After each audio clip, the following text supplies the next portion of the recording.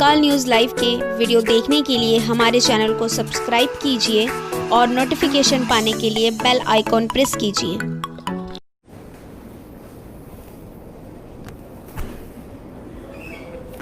नमस्कार। आज आपण परत कोविड या विषयावरची आपल्याबरोबर चर्चा करण्यासाठी इथं जमलेलो आहोत। ही करण्याची वेळ 5 महिन्यानंतर आपल्यावरती येते, हे अत्यंत काळजी करण्यासारखं कारण आहे। अनेक दिवसापासून या केसेस वाढत आहेत। विशेष करून नागपूरमध्ये जुलैमधून संख्या जास्त वाढायला लागली आणि विशेष म्हणजे ऑगस्टमध्ये त्याचा ब्लास्ट झाल्यासारखी भावना सर्वांच्या मनामध्ये आज आलेली आहे। त्याला कारणही तसेच आहेत। आपण खूप मोठ्या प्रमाणावरती या महिन्यामध्ये केसेस वाढलेले आहेत आणि विशेष करून डेथ हा वाढतच चाललेला आहे आणि म्हणून याच्यावरती आपल्याला चिंतन करण्याची गरज आहे, चिंता करण्याची गरज आहे। पाठीमागच्या फेसबुक लाईव्हमध्ये मी हे म्हटलं होतं की परत या विषयावरती बोलण्याची गरज पडू नये, परंतु आज दुर्दैवानं या विषयावरती परत मला बोलण्याची आवश्यकता वाटते आणि गरज पडते। म्हणून आज आपल्याबरोबर या बाबतीत संवाद साधण्यासाठी परत मी आपल्यासमोर आलेलो आहे। आपल्याला माहिती आहे नागपूरमध्ये पहिली केस 11 मार्च या दिवशी आली। आज ज्यावेळेस आपण 23 म्हणजे 22 तारखेच्या रात्रीपर्यंतचा जर आकडा घेतला तो सर्वसाधारणपणे 17,768 एवढ्या केसेस नागपूर शहरामध्ये 11 मार्चपासून कालच्या रात्रीपर्यंत, काल रात्री 9 वाजेपर्यंत जर आकडा घेतला 17,768 एवढ्या मोठ्या प्रमाणात केसेस, पॉझिटिव्ह केसेस आलेले आहेत। हे केसेस वाढणं ही निश्चितच चिंताजनक बाब आहे। आपल्या सर्वांसाठी आहे, नागरिकांसाठी आहे, शासन प्रशासनासाठी आहे, वेगवेगळे धंदे, इकॉनॉमिक ॲक्टिव्हिटीज, इन्स्टिट्यूशन्स यांच्यासाठी आहे। आणि म्हणून हे का घडत आहे, हा एकदम केसेस का वाढल्या, त्याच्या पाठीमागे असे काय कारणं झाले जेणेकरून ह्या केसेस वाढत चालल्यात आणि विशेष करून डेथ ह्या वाढत आहेत।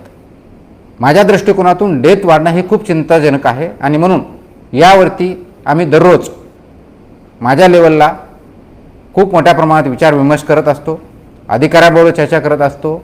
वॉर रूममध्ये याच्यावरती खूप मोठ्या प्रमाणात चर्चा होते। आवश्यक ते मेजर्स आहे डेली बेसिसवरती घेतले जातात, त्याच्यावरती दररोज चर्चा होते आणि त्याच्यामधून जे निष्पन्न होतं, दररोजचा जो आकडा येतो, ज्या प्रकारच्या केसेस येतात, ज्या प्रकारच्या डेथ होत आहेत आणि त्या बाबतीत आम्ही घेतले जाणारे मेजर्स, याचा परिणाम काय होतो आहे, नागरिक कसा रिस्पॉन्ड करत आहेत, ज्या टेस्ट करतो आहे त्याच्यावरती काय होतं आहे, कोणत्या गोष्टी नवीन करण्याची गरज आहे, कोणत्या गोष्टी वाढवण्याची गरज आहे, कोणत्या बाबतीत इनिशिएटिव्ह घेण्याची गरज आहे आणि कोणत्या बाबतीत नागरिकांनी किंवा इन्स्टिट्यूशननी कोणते पावलं उचलणं गरजेचं आहे, याच्यावरती सर्वसाधारणपणे विचार आपण करत असतो आणि त्या दृष्टिकोनातून आपण काम करत असतो। हे बघत असताना हा जर आपण ट्रेंड बघितला तरी खूप मोठा ट्रेंड आपल्याला लक्षात येईल। गेल्या अनेक दिवसापासून बघितलं तर 2 प्रकारच्या गोष्टी या कोविडच्या माध्यमातून आपल्या लक्षात येतील। एक म्हणजे केसेस वाढणं आणि दुसरा म्हणजे त्याच्या डेथ किती होत आहेत कोविडमुळे हे बघणं। आता हे केसेस वाढणं, पॉझिटिव्ह केसेस, दुसऱ्या बाजूला ते रिकवर होणं आणि तिसऱ्या बाजूला डेथ वाढणं, याचं एक इक्वेशन आहे आणि इक्वेशन आपण समजून घेण्याची गरज आहे। जसा केसेस वाढतील आणि जर केसेसचं प्रमाण रिकव्हरीपेक्षा जास्त असेल तर हे डेंजर आहे। आणि हे सगळं होत असताना सर्वात महत्त्वाचं म्हणजे आपण डेथवरती लक्ष देतोय का, त्याचं डेथ अनालिसिस करत आहोत का, हे बघणं गरजेचं आहे। नागपूर शहरामध्ये पहिल्या 3-3.5 महिन्यामध्ये खूप चांगल्या प्रकारचा कंट्रोल होता आणि आता अचानक असं काय झालं की जुलै आणि विशेष करून ऑगस्टमध्ये ह्या केसेस एकदम वाढल्या, त्याचा डेथ रेट जास्त वाढला। याचं एक सायंटिफिक कारण आहे आणि हे सायंटिफिक कारणामध्ये सर्वात महत्त्वाचं म्हणजे हा जो कोविड व्हायरस आहे, याचं व्हायरसचं नेचर आपण बघणं गरजेचं आहे आणि त्याचबरोबर त्याला आपण जो रिस्पॉन्स देतो, त्याच्यावरती आपण ज्या वेगवेगळे मेजर्स घेतो आणि त्या मेजर्समध्ये गव्हर्नमेंटच्या वतीनं घेतले जाणारे मेजर्स, त्याचबरोबर नागरिकांकडून घेतले जाणारे मेजर्स, त्याचबरोबर इथल्या ज्या इस्टॅब्लिशमेंट आहेत, शॉप्स आहेत, इतर ज्या गोष्टी आहेत, इन्स्टिट्यूशन्स आहेत, त्यांच्यामार्फत घेतले जाणारे मेजर्स काय आहेत, ह्या सगळ्या गोष्टी अकाउंट फॉर करतात आणि त्याचा परिणाम म्हणून केसेस वाढणे किंवा न वाढणे, डेथ वाढणे किंवा न वाढणे, याचा प्रसार होणं किंवा न होणं, कोणत्या स्पीडने होणं, ह्या गोष्टी, सगळ्या गोष्टींचा परिणाम त्याच्यावरती होत असतो। आपल्याला आता माझ्यासमोर एक ग्राफ दिसत असेल. हा ग्राफ यासाठी दाखवतोय मी आपल्याला की याच्यामधली आपल्याला बघितलं असेल तर एक रेड लाईन दिसते तुमच्या लाईट रेड लाईन. ती जी लाईट रेड लाईन आहे ती ॲक्टिव्ह केसेसची आहे. म्हणजे 11 मार्चपासून नागपूर शहरामध्ये ॲक्टिव्ह केसेस किती डेली बेसिस याचा ग्राफ आहे. आणि दुसऱ्या बाजूला एक ब्ल्यू लाईन आहे. ही ब्ल्यू लाईन जी आहे ती रिकवर्ड केसेसची आहे. म्हणजे प्रत्येक दिवशी रिकवर होणाऱ्या केसेस आणि त्याचबरोबर ॲक्टिव्ह असणाऱ्या केसेस याचा ग्राफ जर बघितला तर पहिला क्रॉस ओव्हर ज्याला म्हणतो ते एकमेकाच्या खालचा वरही ग्राफ गेला आणि वरच्या खाली लाईन गेली. ही जी आहे ती 15 मेची आहे. त्यावेळेस अर्थ काय होता 15 मेला असा क्रॉस ओव्हर झाला की ज्यामध्ये की ॲक्टिव्ह केसेसची संख्या कमी व्हायला लागली आणि रिकवर केसेसची संख्या जास्त व्हायला लागली. म्हणजे कंपॅरिझन जर केलं तर म्हणजे ज्या लाईव्ह केसेस आहे ॲक्टिव्ह आहेत ज्याच्यावर पॉझिटिव्ह आहेत आणि त्याच्यावरती उपचार चालू आहे अशा केसेसची संख्या आज कम्पेअर टू ज्या रिकवर केसेस आहेत त्याच्यापेक्षा कमी व्हायला लागले. हे चांगलं साईन असतं. म्हणून 15 मे पासून आपला एकदम चांगल्या स्थितीत आलो हा त्याचा अर्थ झाला. ती परिस्थिती कधीपर्यंत चालू होती. ती परिस्थिती जून एंडपर्यंत चालू होती. त्याचबरोबर आपल्याला दुसरा क्रॉस ओव्हर इथे दिसेल. आता मी बोर्ड दाखवलेला आहे त्या ठिकाणी दिसत असेल. त्यावेळे आपल्याला जी रेड लाईन आहे परत वरती चाललेली दिसते आणि ब्ल्यू लाईन आहे ती खाली चाललेली दिसते. याचा अर्थ काय त्यावेळेस ॲक्टिव्ह केसेस ह्या परत ज्या वाढल्या आणि ज्या रिकवर केसेस त्याचं प्रमाण ॲक्टिव्ह केसेसच्या प्रमाणामध्ये कमी झालं. म्हणजे 50% पेक्षा जास्त केसेस ह्या ॲक्टिव्ह चालल्या आणि त्यापेक्षा कमी केसेस रिकवर व्हायला लागल्या. म्हणजेच केसेस वाढत गेल्या. केसेस वाढत गेल्यामुळं त्याचं प्रमाण आणि ही जी डेट आहे ती 5 ऑगस्टची आहे. आणि म्हणून ऑगस्टमध्ये आपल्याला जो ब्लास्ट झाल्यासारखा दिसतोय तेच ह्या ग्राफमधून इंडिकेशन होतंय. म्हणजेच नवीन केसेस खूप मोठ्या प्रमाणात वाढत आहेत. ज्या की आकडा आपला 5, 10, 20 होता तो सर्वसाधारणपणे जुलैमध्ये 40 ते 50 डेली केसेस यायला लागल्या आणि तोच आकडा ऑगस्टमध्ये जर बघितला तो नंतर 350-400 वरती गेला. त्यानंतर सर्वसाधारण 15 ऑगस्टच्या आसपास तो 1000 गेला. म्हणजे गेल्या 8-10 दिवसामध्ये डेली बेसिसवरती नागपूर शहरामध्ये 1000 पेक्षा डेली पॉझिटिव्ह केसेस येत आहेत आणि सर्वसाधारणपणे ह्या दिवसात दररोजचे डेथ जर बघितले ते 30 ते 40च्या दरम्यानचे आहे. हे अत्यंत भयंकर आहे. हे का होतंय याची कारणं अनेक आहेत. पहिला प्रश्न नागरिकांच्या मनात अनेकांच्या मनात असा आहे की प्रशासन सुस्त झालंय का. शासनाकडून काही मेजर्स आहेत ते कमी झाले काय ज्यामुळे की ह्या केसेस वाढत आहेत की शासनाने अजून काय केलं पाहिजे ज्या माध्यमातून ह्या केसेस कमी होतील डेथ कमी होतील.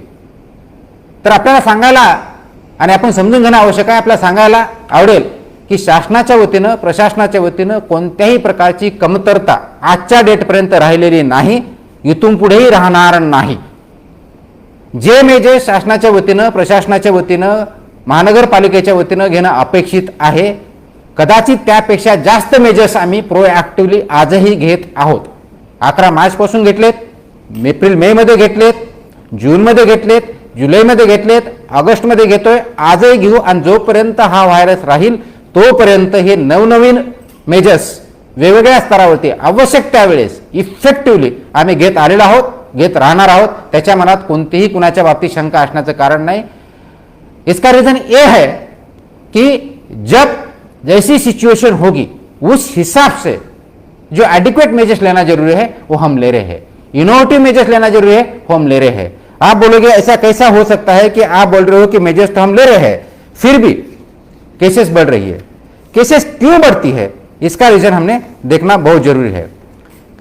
और केसेस क्यों बढ़ती है तो उसका सबसे पहला अहम इश्यू जो है वो है हमारा बिहेवियर. हम डेली बेसिस पे हम क्या करते हैं, कैसे बिहेव करते हैं, ये वायरस कैसा फैलता है, इन्फेक्शन कैसा बढ़ता है. तो आपको पहले हमारा जो इन्फेक्टिविटी रेट है वो सिंगल डिजिट में था. अब इन्फेक्टिविटी रेट हमारा बहुत ज्यादा है. मतलब आप अगर देखोगे कि 100 केसेस अगर हमने टेस्ट किए तो उसका इन्फेक्शन पॉजिटिव आने का जो परसेंटेज है आज लगभग 30 केसेस 100 में से पॉजिटिव आ रहे हैं, जो कि हमारे पहले 3-4% था. आज वो 30% से ज्यादा है. अगर 11 मार्च से 22 अगस्त तक टोटल एवरेज देखें तो एवरेज अभी इन्फेक्टिविटी रेट लगभग 17% है. मतलब 100 पेशेंट हमने अगर टेस्ट किया तो उसमें से 17 लोगों को हमने पॉजिटिव उसका रिजल्ट आया इन्फेक्शन हुआ ये पाया है। हमें क्या करना है, ये जो इन्फेक्टिविटी रेट है हमारा टारगेट है कि 5% से कम हो। मतलब अगर हम 100 पेशेंट आदमी चेक करते हैं तो उसमें से ज्यादा 5 लोग पॉजिटिव निकले, ये उसका मतलब है। अब ये क्यों बढ़ रहा है?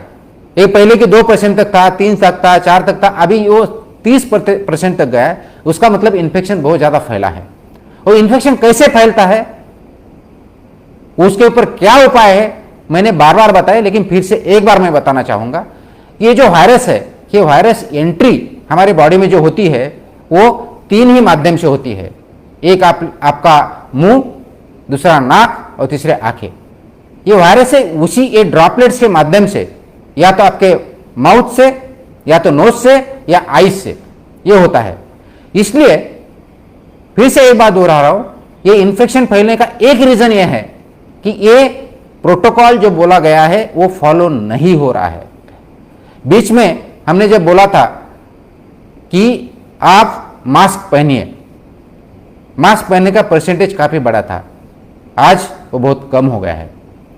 आपको फिर से बता दूं, मास्क आपको दिखाने के लिए नहीं पहनना है, उसका आपका वायरस इन्फेक्ट न हो, आपके बॉडी में न जाए इसलिए यूज करना है। मैंने एक बार बताया था प्रैक्टिकल करके कि मेरी पहली प्रेस कॉन्फ्रेंस थी मार्च के पहले या दूसरे वीक में, जब मैंने बताया था कि ये कोरोना वायरस को टैकल कैसा करना चाहिए, और उस टाइम मैंने प्रैक्टिकली ये बताया कि हाथ कैसे धोना चाहिए। ये जो हाथ है 5 साइड से धोना चाहिए, एक पहला ऐसा, दूसरा ऐसा, तीसरा ये आपके ये पीछे वाला, और फाइनली आपका अंदर वाला जो आपके फिंगर्स है उसके बीच में वाला। ये 5 तरीके से उसको पूरी तरह से धोना है, यहां से लेकर सोप के साथ कम से कम 20 सेकंड के लिए। और उस टाइम किसी ने मुझे सवाल पूछा था, वो प्रेस कॉन्फ्रेंस थी, इसमें बोला था कि मास्क पहनने की जरूरत है क्या। उस टाइम गाइडलाइन ये थी कि हर एक को मास्क पहनने की जरूरत नहीं है, सिर्फ पेशेंट हो, जो हॉस्पिटल है, डॉक्टर और पैरामेडिकल स्टाफ जिनको ट्रीटमेंट करना है उसी को चाहिए। उसके बाद अप्रैल में गाइडलाइन जब चेंज हुई तो चेंज होते ही मैंने सबको बताया कि आप मास्क पहनना चालू करो, और मैं भी खुद मास्क पहनना चालू कर दिया। लेकिन बहुत से लोगों ने वो टाइम का मार्च का वीडियो जिसमें एक क्वेश्चन का सवाल मैंने दिया था कि उस टाइम मार्च में हर एक को मास्क पहनने की जरूरत नहीं थी, तो अभी फैला रहे हैं। हे डेलिबरेट अटेम्प्ट आहे, हा जो खोडसाळपणा आहे हे बंद करा। हे जीवावर, लोकांच्या जीवावर बेतू शकतं। हे चुकीच्या पद्धतीने जे चाललंय मिस इन्फॉर्मेशन कैंपेन, वो पहले बंद करना चाहिए। तो मैं फिर से बताता हूं, हाथ मैंने पहले जो बताया था उस हिसाब से हाथ धोइए, मास्क कंपलसरी पहनिए। अब क्या हो रहा है कि मास्क तो कुछ लोग पहन रहे हैं, लेकिन मास्क ऐसा नहीं पहनते, जो कि मास्क पहनने का एक तरीका है, ये है आपका पूरा नाक और माउथ ये ढका होना चाहिए, जिसकी वजह से अगर किसी के ड्रॉपलेट्स आपके ऊपर आए तो ये मास्क पे गिरे, आपके अंदर बॉडी में नहीं जाए, इसके लिए वो जरूरी है।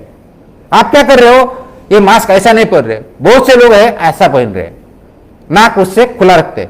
अगर आप नाक खुला रखते हो तो ये मास्क का कुछ मतलब नहीं होता है, कुछ भी मतलब नहीं होता है। मास्क पहनना है तो पूरे इस तरह से करना। दूसरे मैंने पाया गया कि ऐसा भी पहन रहे, मुंह भी खोल रहे, नाक भी खुला है। तो ये मास्क किस लिए है? गले के लिए मास्क नहीं है, गले के लिए मास्क नहीं। ऑलरेडी गला आपका ऑलरेडी एक्सपोज है, और उस पर आप रखोगे गले में, वहां जो अगर वो ड्रॉपलेट आया तो वो टच करेगा, और फिर बाद में आप अगर मुंह पे लगाओगे तो इन्फेक्शन आपको हो जाएगा। तो मास्क पूरी तरह से इस तरह से पहनना है, अंदर से उसको हाथ से टच नहीं करना है, बाहर से ही करना है। और निकालना है तो ऐसे निकाल के आपके पॉकेट में जहां सेफ जगह है वहीं पे रखना है, बाहर नहीं रखना है। मैंने अभी इसलिए निकाला है कि मेरे पास आज कोई नहीं है, मैं आपसे बात कर रहा हूं और मेरा जो डिस्टेंस है 6 फीट से ज्यादा है। ये सबसे पहली बात यह है कि हर एक ने मास्क पहनना चाहिए, कंप्लीटली आपका नाक और मुंह ढका हुआ हो, इस तरह से यूज करना है, जिसकी वजह से ड्रॉपलेट्स आपके अंदर न जाए। ये पहली चीज आपको करना है। मैं नागपुर में देख रहा हूं 90% लोग आज मास्क नहीं पहन रहे हैं। सामने पुलिस दिखता है या एनएमसी के अधिकारी कर्मचारी दिखते, उस टाइम वहां दिखाते हैं, वो निकल जाते ही निकलते, क्योंकि हमने पेनल्टी लगाना चालू कर दिया है। ये पेनल्टी के लिए आप अगर मास्क पहनते हो तो खुद को फंसा रहे हो, आप खुद को फंसा रहे हो, आपण स्वतःला फसवत आहात। स्वतः फसू नका आणि दुसऱ्याचा आणि स्वतःचा जीव धोक्यात घालू नका। हे जोपर्यंत आपण करणार नाही तोपर्यंत आपल्याला प्रॉब्लेम राहतील। आणि म्हणून इन्फेक्शन वाढण्याचं सर्वात महत्त्वाचं कारण काय आहे, तर हे कोविड-19चा मास्क वापरण्याच्या बाबतीतचा जो प्रोटोकॉल आहे तो पाळला जात नाही, हे सर्वात महत्त्वाचं कारण आमच्या समोर आलेलं आहे. आणि म्हणून सर्वांनी माझी परत विनंती सूचना आहे की घराच्या बाहेर पडताना कंपल्सरी मास्क वापरूनच, मास्क घालूनच आणि तो व्यवस्थितरित्या घालूनच घराच्या बाहेर पडायचंय. जोपर्यंत घराच्या बाहेर आहात तोपर्यंत हा मास्क वापरत राहायचंय. तो मास्क आपला साध्या कपड्याचा असू शकतो, त्याला वॉश करून आपण वापरू शकता. त्याच्यामुळे ही पहिली खबरदारी घ्यायची.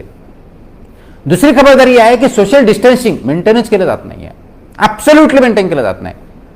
बाजारामध्ये अगदी एवढ्या मोठ्या प्रमाणात गर्दी, दुकानात एवढ्या मोठ्या प्रमाणात गर्दी. आपण सांगितलं की एका दुकानामध्ये एका वेळेस 5 पेक्षा जास्त व्यक्ती असता कामा नये. 10-10, 20-20 व्यक्ती. रस्त्यावरती बघितलं, फुटपाथवरती भाजीपाल्याच्या होती, खांद्याला खांदा लावून धक्का देऊन अगदी जशी काही ती भाजी कधी उद्या भेटणारच नाही, 5 मिनिटं थांबले तर आपल्याला भेटणार नाही, अशा परिस्थितीमध्ये मार्केटमध्ये जाऊन आपण स्वतःचा जीव आणि दुसऱ्याचा जीव धोक्यात घालतात. पर्यायानं इन्फेक्शनचं प्रमाण वाढलेलं आहे. इन्फेक्शन हवेतून आपल्याला पुरपर्यंत जात नाही आहे. 6 फुटापर्यंत आपण जर डिस्टन्स ठेवलं तर ड्रॉपलेट आपल्यापर्यंत येणार नाही. म्हणून सोशल डिस्टन्सिंग महत्त्वाचं आहे. सोशल डिस्टन्सिंगचं नाव आपण डोक्यातून काढून टाकलेलं आहे आणि मास्क सुद्धा वापरणं आपल्या डोक्यातून काढून, मला काही होत नाही हा बिनधास्तपणा आपल्यामध्ये आलेला आहे आणि ते सर्वात महत्त्वाचं कारण आहे इन्फेक्शन वाढण्याचं. अशा प्रकारे वाढत झालं तर हा कंट्रोलमध्ये येणार नाही. तुमचा आणि माझा सर्वांचा जीव धोक्यात घालणार आहे. आणि म्हणून हे जे प्रमाण वाढलं त्या प्रमाणामध्ये आपण इन्फेक्शन वाढत गेलं, त्याच प्रमाणामध्ये डेथ वाढले आणि म्हणून हा डेथ रेट वाढला.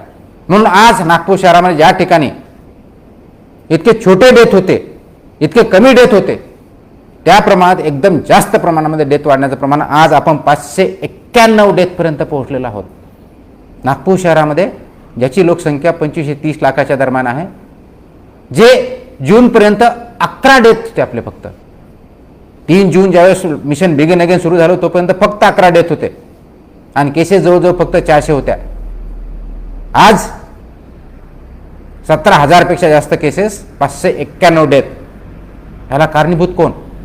शासन, प्रशासन की नागरिकांचं बिहेवियर? हा प्रश्न प्रत्येकाने स्वतःला विचारण्याची गरज आहे. फक्त शासन मेजर्स घेत नाही म्हणायचं हे बोलून चालणार नाही. प्रत्येकाने स्वतःची जबाबदारी ओळखण्याची गरज आलेली आहे. परंतु वारंवार सांगूनही माननीय पंतप्रधान महोदयापासून माननीय मुख्यमंत्री महोदयापर्यंत ते अगदी पालकमंत्र्यापासून ते माझ्यापर्यंत, माझ्या असिस्टंट कमिशनरपासून ते सर्व कर्मचाऱ्यांपर्यंत, माझ्या स्वच्छता कर्मचाऱ्यापासून ते ANM पासून डॉक्टर सर्वांनी आपल्याला वारंवार सांगितलेलं आहे.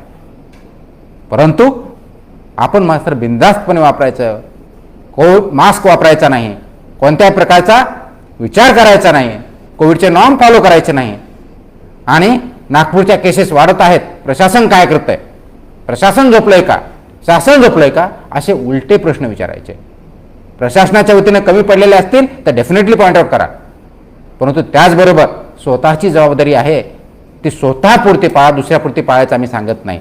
प्रत्येकानं स्वतःपुरचं पाळायचं. मी अनेक वेळेस बोललेलो आहे, पाठीमागच्या वेळेस बोललोय की प्रत्येक समोरचा व्यक्ती हा कोविड पॉझिटिव्ह आहे हे गृहीत धरूनच वागलं तर आणि तरच आपण प्रोटेक्ट राहू शकतो, अन्यथा प्रोटेक्ट राहू शकत नाही.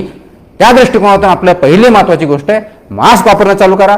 दुसरी महत्त्वाची सोशल डिस्टन्सिंग पाळा.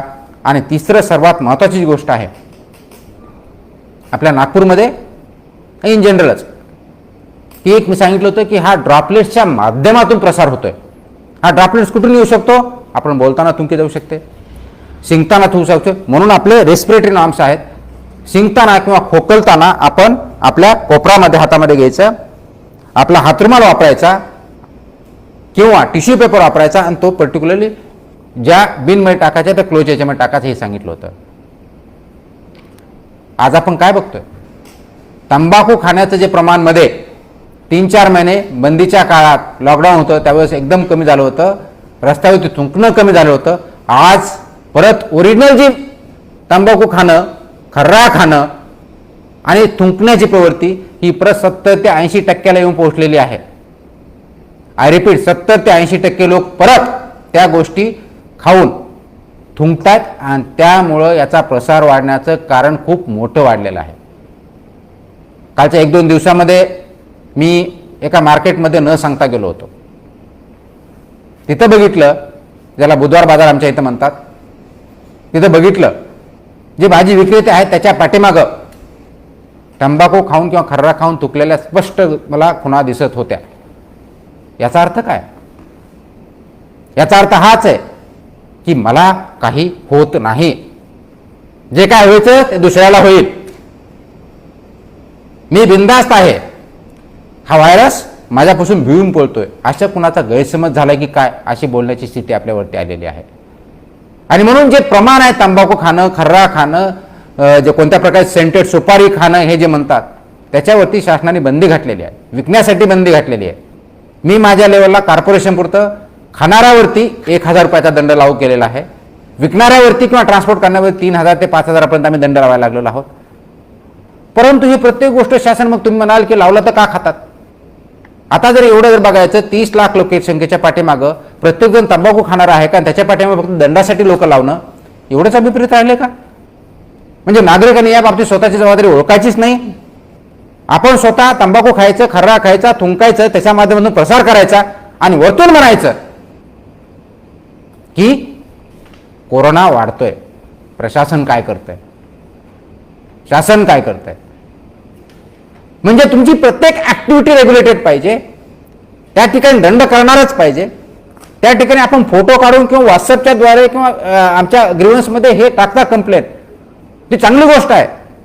पण आपण आपले मित्र, आपले आप्तेष्ट, नातेवाईक यांच्या बाबतीत प्रत्येकाने स्वतःच्या कुटुंबापुरतं जरी बघितलं तर 6 लाख जे कुटुंब आहे सर्वसाधारणपणे नागपूर शहरामध्ये, त्यांनी स्वतःच्या कुटुंबापुरतं बघितलं की हे नॉर्म्स पाळायचे, ते सगळेजण नाम पाळू शकतात, परंतु ते करायचं नाही. आणि प्रश्न मात्र विचारायचे की शासन काय करतंय. म्हणजे इंडिव्हिज्युअल बिहेवियर जे आहे त्याच्यामध्ये चेंज करायचा नाही. आपली लाईफस्टाईल जी आहे ती अनेक वेळ सांगितलं ती चेंज करायची, कोविड कंप्लेंट करायची ती करायची नाही, आणि प्रश्न मात्र विचारत राहायचं. हे अंतर्मुख होण्याची गरज आपल्यावरती आलेली आहे.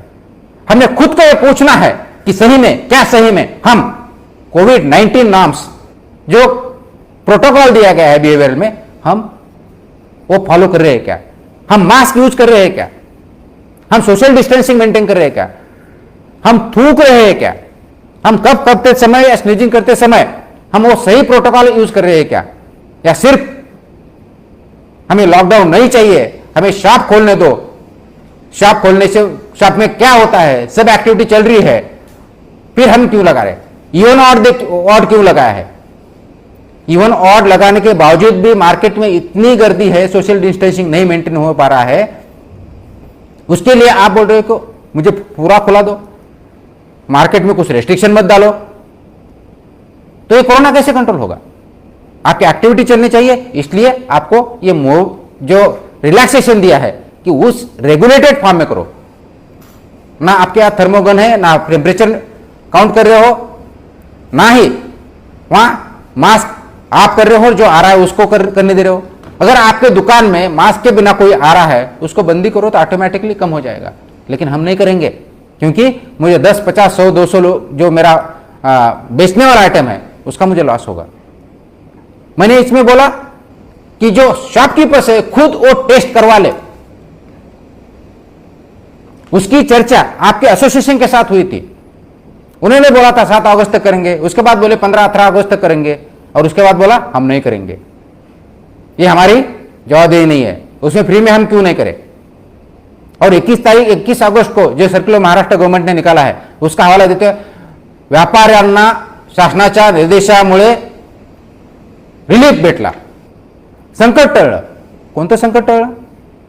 शासन निर्देशामध्ये असं काय सांगितलेलं आहे की जे मी फॉलो करत नव्हतो. शासन निर्देशात हे म्हटलेलं आहे की आपण जे शॉपकीपर्स आहे जर ते सिम्पटमॅटिक नसतील तर आपण ज्या शासनामार्फत टेस्ट करतो त्याच्यामध्ये टेस्ट करण्याची आवश्यकता नाही आहे. आपल्याकडे जे असिम्पटमॅटिक पॉझिटिव्ह आहे त्याच्यातले 85 ते 90% असिम्पटमॅटिक आहेत. याचा अर्थ असिम्पटमॅटिक लोकांनी विशेष करून शॉपकीपर्स आहेत हे केलं पाहिजे, ते प्रायव्हेट लॅबमध्ये केलं पाहिजे, जेणेकरून स्वतः इन्फेक्ट असाल तर बाकीच्या लोकांना तुमच्यामध्ये इन्फेक्शन होणार नाही, स्वतःचं कुटुंब वाटेल. मला असे अनेक नागपूरमधले केस उदाहरण म्हणून सांगतो. इतवारी मधली जी केस आहे, दुकानदार स्वतःच्या घरात 2 पॉझिटिव्ह फर्स्ट फ्लोअरवर राहतो, दोघं घरी पॉझिटिव्ह पेशंट आहेत, खाली दुकान चालू ठेवलंय. मग अशा दुकानदारावरती मी काय करायचं? गुन्हे दाखल करायचे, जेलमध्ये पाठवायचं. पण आपण स्वतः टेस्ट करणार नाही. मला दुसऱ्या एकाचा प्रश्न आला, साहब मेरे तरफ 10 मेरे असिस्टेंट है मेरे स्टाफ में, 10 का मतलब 1900 इंटू 10 कितना हो गया? इतना पैसा मैं खर्च करूं? हम क्या वो टेस्ट करने के लिए हमारे पैसे बर्बाद करेंगे? अगर आपके शॉप में 10 असिस्टेंट है, उनका पेमेंट करने के लिए आपके पास पैसा है, लेकिन टेस्ट करने के लिए नहीं है, ये कौन सा एटीट्यूड है?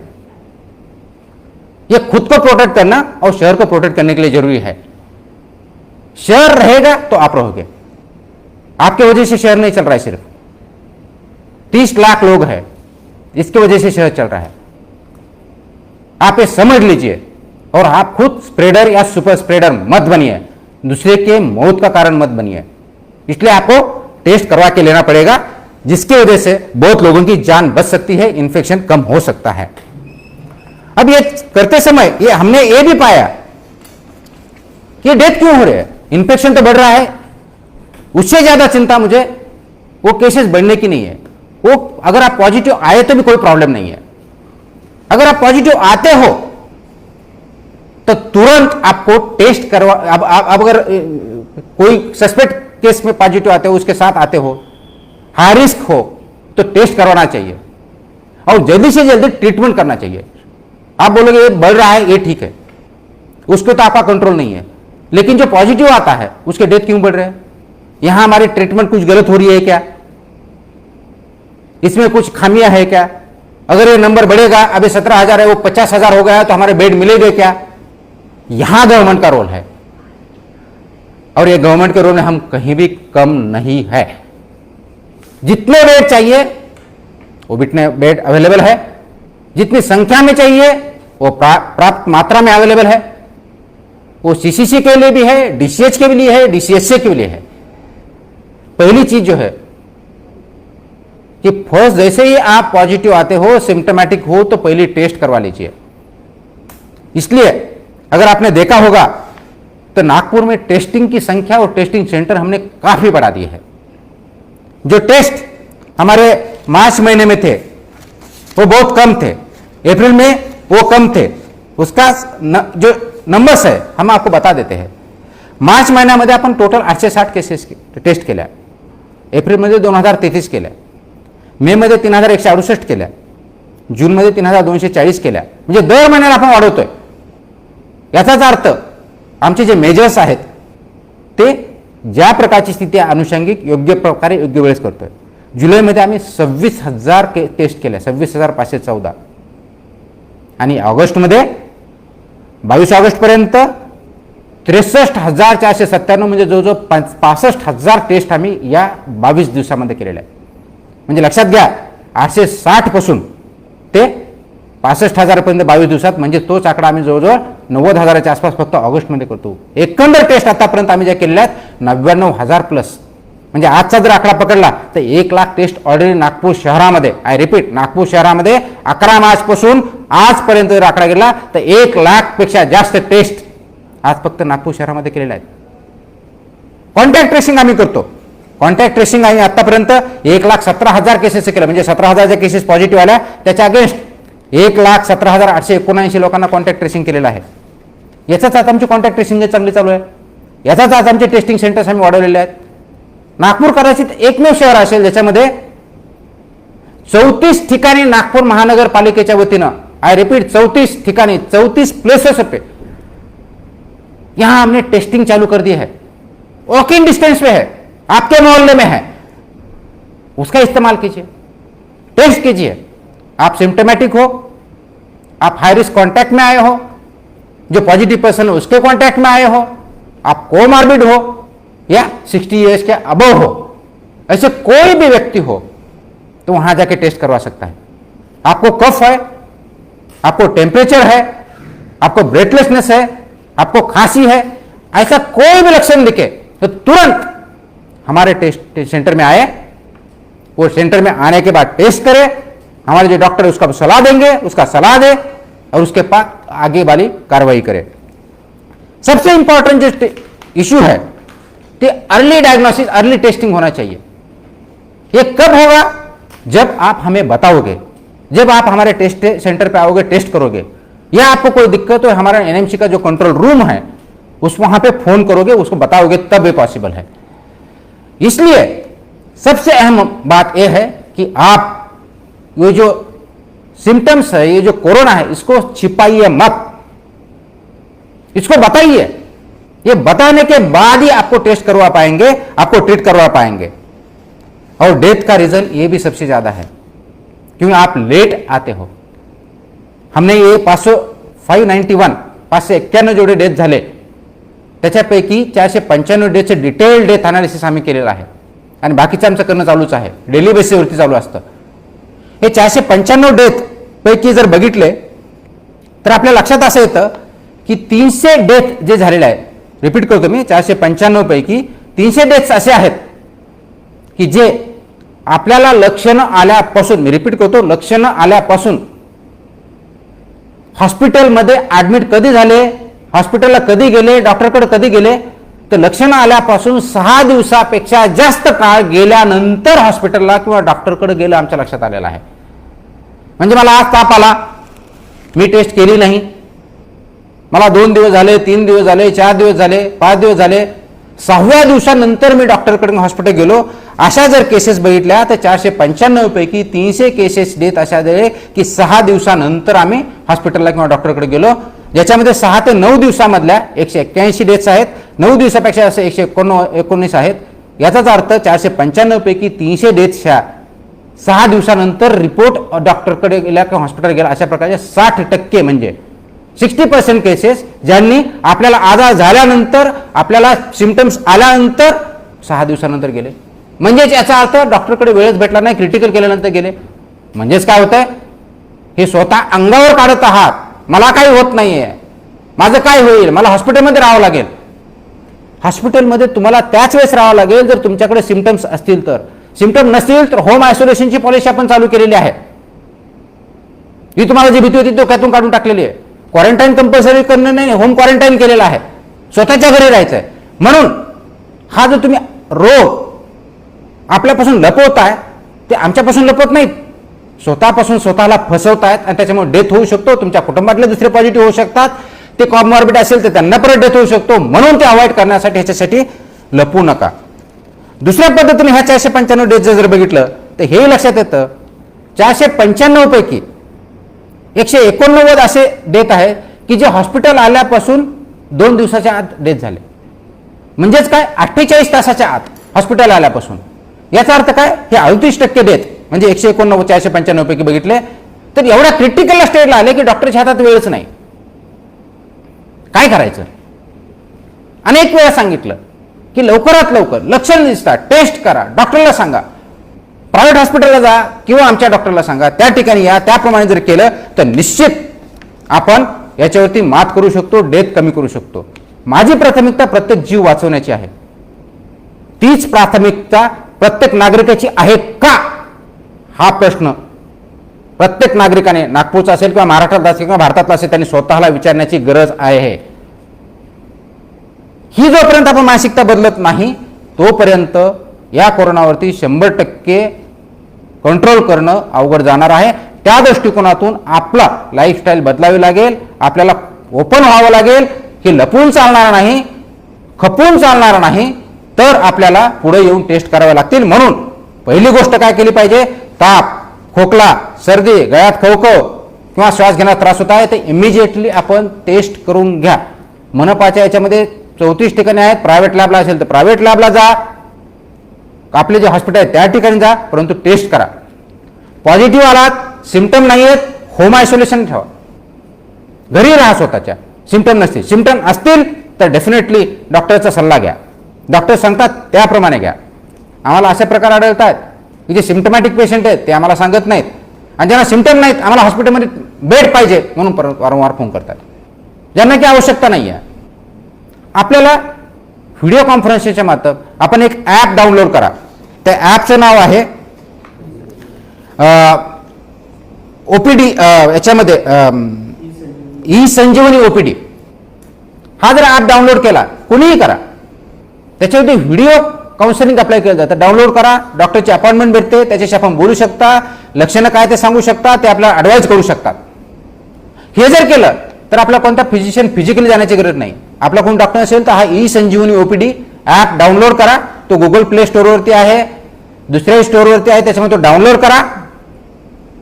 ते डाउनलोड करून त्याच्यामध्ये आपले डिटेल्स भरा, अपॉइंटमेंटचं त्याच्यामध्ये अपॉइंटमेंट टाका. ती वेळ येईल त्या वेळेस आपल्याला व्हिडिओ कॉल करायचा आहे, समोर डॉक्टर असतील, आपलं काय लक्षण ते सांगा, आपल्याला काय वाटतं ते सांगा, ते काउन्सिलिंग करतील. जेणेकरून आपल्याला कोणत्या डॉक्टरकडे जाण्याची गरज नाही, फीस देण्याची गरज नाही. ई संजीवनी ओपीडी हा ॲप डाउनलोड करा, त्याच्या माध्यमातून आपल्या शंका दूर केल्या जातील. पहिले हे झाल्यानंतर, ही चाचणी केल्यानंतर आपण हे बघितलं पाहिजे की आपण फक्त एवढे लक्षण असलेले नव्हे, तर पॉझिटिव्ह व्यक्तीच्या संपर्कात आपण आला असाल तर त्या व्यक्तीच्या संपर्कात आलेल्या सर्वांनी टेस्टिंग करून घ्या. त्याचबरोबर ज्या व्यक्ती दुर्धर आजार आहेत, मधुमेह आहे, उच्च रक्तदाब आहे, किडनीचे आजार आहे, टीबी आहे, ज्याला कोमॉर्बिड कंडिशन म्हणतो, असे कोणतेही व्यक्ती असतील त्यांनीही स्वतःला टेस्ट करून घेणं गरजेचं आहे. ते टेस्ट करून घ्या. आणि सर्वात महत्त्वाचं म्हणजे आपल्या ज्या डेथ झालेल्या आहेत त्या डेथपैकी 591 ज्या केसेस डेथ आहेत आपल्या, त्यापैकी 85% पेक्षा जास्त डेथ हे कोमॉर्बिड कंडिशन आहेत. म्हणजे कोरोना तर झालाच, पण त्यापैकी 85% हे कोमॉर्बिड आहे, ज्यांना रक्तदाब आहे, त्याचबरोबर डायबिटीज आहे, हार्टचे काही डिजीज आहेत किंवा इतर आहेत, टीबी आहे. माझी विनंती अशी आहे की ह्या सर्व प्रकारच्या व्यक्तींनी ज्यांना कोमॉर्बिड आहेत, आपण आजारी आहोत, कोणत्या कोणत्या कारणाचा आजारी आहे, स्वतःच्या डॉक्टरला जाऊन भेटा. आपल्याला कोविड झाला असेल किंवा नसेल, स्वतःच्या डॉक्टरला जाऊन भेटा, त्यांच्याशी सल्ला मसलत करा, टेस्ट करून घ्या आणि त्यांच्या सल्ल्यानुसार पुढचं आपलं वागणं जे आहे ते चेंज करा. कारण ह्या कोमॉर्बिड कंडिशनला जर झालं तर कंट्रोल करणं, कोरोना झाला तर कंट्रोल करणं खूप अवघड होतं, वेळ आपल्याकडे राहत नाही. म्हणून आपण ताप आहे की नाही, खोकला आहे की नाही हे लक्षणं न बघता कोमॉर्बिड जेवढे पेशंट्स आहेत, जेवढे नागरिक आहेत, नागपुरमध्ये असतील, महाराष्ट्रातले असतील, इंडियातले असतील, जहां जहां की हो, जो भी कोमॉर्बिड हो, आपके डॉक्टर के पास जाइए. वो चाहे वो आपका गवर्नमेंट का डॉक्टर हो, एनएमसी का हो, कारपोरेशन का हो, प्राइवेट हो, उसके पास जाइए, चेकिंग करवा लीजिए और टेस्ट करवा लीजिए. जब तक हम ये करेंगे नहीं, जब लक्षण आए तब देखेंगे. ये नहीं होना चाहिए कोमॉर्बिड केसेस के बारे में. फिर से मैं दोहरा रहा हूं, कोमॉर्बिड केसेस है तो आपको टेस्ट करवाना ही है. आपको टेम्परेचर है नहीं है वो देखना नहीं है, कंपल्सरी आपके डॉक्टर के पास जाओ, उनका सलाह लो, उसके बाद टेस्ट करवा लो और डॉक्टर की सलाह की तरह से आप आगे जाइए. आता एक सर्वात महत्वाचा इश्यू होतो की ज्यावेळेस आम्ही कंपल्सरी इन्स्टिट्यूशनल क्वारंटाईन करत होतो, प्रत्येक पॉझिटिव्ह पेशंट असिम्टमॅटिक असेल तरी हॉस्पिटलमध्ये देत होतो, त्यावेळेस ही मागणी होती की नाही, आम्हाला विनाकारण हॉस्पिटलमध्ये ठेवलं जात आहे, आम्हाला काही लक्षण नाही आहेत, MLA हॉस्टेलला क्वारंटाईन केलं जातं आहे, आम्हाला जेवण व्यवस्थित भेटत नाही वगैरे वगैरे वगैरे. म्हणून आम्हाला होम क्वारंटाईन केलं पाहिजे. ICMRच्या गाईडलाईन होम क्वारंटाईनच्या आहेत, होम आयसोलेशनच्या आहेत, का पाळल्या जात नाहीत. म्हणून जसे संख्या वाढली आणि जशी डिमांड वाढली त्यावेळेस मी निर्णय घेतला की नाही, आता इथून पुढे आपण होम आयसोलेशन आणि होम क्वारंटाईन करूयात. काय झालं, आता आम्हाला मागणी येते की तुमचे डॉक्टर आमच्या घरी येत नाहीत. होम आयसोलेशनच्या गाईडलाईन क्लिअर आहे की ज्या माणसाला, ज्या व्यक्तीला पॉझिटिव्ह आला तरी असिम्टमॅटिक आहे, त्याला कोणतेही लक्षणं नाही आहेत किंवा माइल्ड सिम्टम आहेत, त्यांना होम आयसोलेशन अलाउड आहे. त्यांनी काय करायचंय तर दिवसातून 2 वेळेस 12-12 तासाच्या गॅपने पहिली गोष्ट करायची की टेम्परेचर घ्यायचंय. ते थर्मोमीटर विकत घ्या, त्या थर्मामीटरनी आपलं टेम्परेचर घ्या. ज्याचं टेम्परेचर 98.4 किंवा जे आपला थर्मल गन जर म्हणतात त्या दृष्टीनं 98.4 फॅरेनहाइट ज्याला म्हणतो, त्यापेक्षा खाली असेल तर तुम्हाला टेम्परेचर नाही. बऱ्याच जणांचं मला विचारलं तर मला 97 आहे, 98 आहे, त्याला टेम्परेचर म्हणत नाही. जसं तुमचं टेम्परेचर 99च्या वरती चालू होतं त्याला टेम्परेचरकडे जातो असं म्हणतो, आणि 100च्या पुढे गेलं म्हणजे तुम्ही खूप टेम्परेचरमध्ये आहात. ज्याही व्यक्तीला टेम्परेचर 100च्या आसपास आहे त्यांनी कंपल्सरी हॉस्पिटलला जायचंय, डॉक्टराकडे जायचंय. NMCच्या कॉल सेंटरला करा, तुम्हाला मदत पाहिजे, आम्ही त्या ठिकाणी हॉस्पिटल ऍडमिशन करून देऊ. हे कंपल्सरी होम आयसोलेशन जे पॉझिटिव्ह आहेत पण होम आयसोलेशन आहेत त्यांनी हे पाळायचं आहे की आपल्याला टेम्परेचर 99च्या वरती जसं जातं तसं डॉक्टरच्या संपर्कात राहणे ही तुमची स्वतःची जबाबदारी. दिवसातून 2 वेळेस 12-12 तास गॅपने. आणि दुसरं काय करायचं, SpO2 म्हणजे ऑक्सिजनची लेवल, आपली रेस्पिरेशन लेवल ती चेक करायची आहे. आपण काय करतोय, एक तर ती SpO2 सुद्धा घेण्यासाठी डॉक्टर येणं अपेक्षित करता, विच इज रॉंग, पॉसिबल नाही आहे. आता माझ्याकडे 8,900 जे ऍक्टिव्ह केसेस आहेत त्याच्यातले जवळजवळ 90% केसेस हे माझ्या होम आयसोलेशन आहे. म्हणजे दररोज प्रत्येक पेशंट जो आहे जवळजवळ 8,000 पेक्षा जास्त त्याच्या घरी माझ्या डॉक्टर जाणं शक्य आहे का? इम्पॉसिबल. ते करता येणं शक्य नाही, गाईडलाईनमध्ये अपेक्षित नाही आहे. होम आयसोलेशनची काळजी स्वतः घ्यायची आहे आणि 2 प्रकारचीच घ्यायची आहे. एक आहे टेम्परेचर घेणं आणि दुसरं आपलं रेस्पिरेशन लेवल मोजणं. त्यासाठी आपल्याला SpO2 आहे ते मोजायचं आहे. त्यासाठी ते इन्स्ट्रुमेंट आहे ते 500-550 रुपयाचं येतं. ते प्लीज घ्या, विकत घ्या. जे कोणी पॉझिटिव्ह आहे त्यांनी घ्या. आणि आपलं जे मिडल फिंगर आहे ते कोणत्या हातात असू शकतं, डाव्या किंवा उजव्या, ते मिडल फिंगरमध्ये ते ठेवा. पण हे लावताना आपण जेव्हा सॅनिटाईज करतो ते सॅनिटाईज केल्यानंतर एक 2-3 मिनिटं थांबा. आपलं बोट किंवा ती मशीन सॅनिटाईज करा, 2-3 मिनिटं थांबा, त्याला ड्राय होऊ द्या, त्यानंतर टाका. कारण तुम्ही ज्यावेळेस ओल्यामध्ये ठेवता त्यावेळेस त्याचं रिडिंग वेगळं येऊ शकतं. म्हणून त्याची एक पद्धत आहे, ते मधल्या बोटामध्ये घ्या, ड्राय झाल्यानंतर त्याला लावा आणि ते लावल्यानंतर कमीत कमी 1 मिनिट ठेवा, का त्याचं रिडिंग व्हेरिएट होत जातं. तुम्ही लगेच सांगितलं की 70 दिसलं समोरचं, चालू झालं सेकंदाला, की मला 70 झाला घाबरून होता फोन करता. पहिलं थांबा, शांतपणे बघा, ते आपल्या बोटामध्ये लावा, 1 मिनिट ठेवा आणि at the end of 1 minute जी रिडिंग असेल ती मान्य करा. ती जर रिडिंग तुमची सर्वसाधारणपणे 95च्या खाली जात असेल तर परत आणखी थोड्या वेळाने घ्या, जेणेकरून आपल्याला कळेल की तीच रिडिंग आहे. 1 मिनिटाच्या शेवटला जी रिडिंग असेल ती आणि 95च्या खाली असेल तर आमच्या कंट्रोल रूमला फोन करा. कंट्रोल रूम आपल्याला नंबर आहे. आपल्या होम आयसोलेशनच्या बाबतीत डेडिकेटेड लाईन आपण केलेली आहे. आता ती डेडिकेटेड लाईन कोणती आहे तर ती 2545473. मी रिपीट करतो, 2545473. याच्या 10 वेगवेगळ्या लाईन दिलेल्या आहेत. त्याच्यामुळे ऍट अ टाइम 10 लोकांनी जर फोन केला तर त्याच्यावरती आपल्याला चालू शकतो. तर ह्या लाईनमध्ये होम आयसोलेशनच्या बाबतीत आपल्या तब्येतीच्या बाबतीत काहीही प्रॉब्लेम आला तर 2545473 ह्या नंबरवरती फोन करा, आपल्याला गायडन्स भेटेल आणि त्यांच्या गायडन्सनुसार पुढची कारवाई करण्यात येईल. आता हे जर केलं तर होम आयसोलेशन, परत सांगतो, पॉझिटिव्ह आल्यानंतर 10 दिवस होम आयसोलेशन. त्याच्यामध्ये आपलं ट्रीटमेंट काय ते मी सांगतो, कुणाला विचारण्याची गरज नाही. मी परत रिपीट करतो, काही प्रॉब्लेम, आपला पहिली गोष्ट टेम्परेचर मोजायचं आहे, दुसरी गोष्ट आपलं रेस्पिरेशन लेवल मोजायचं आहे, दिवसातून 2 वेळेस करायचं आहे.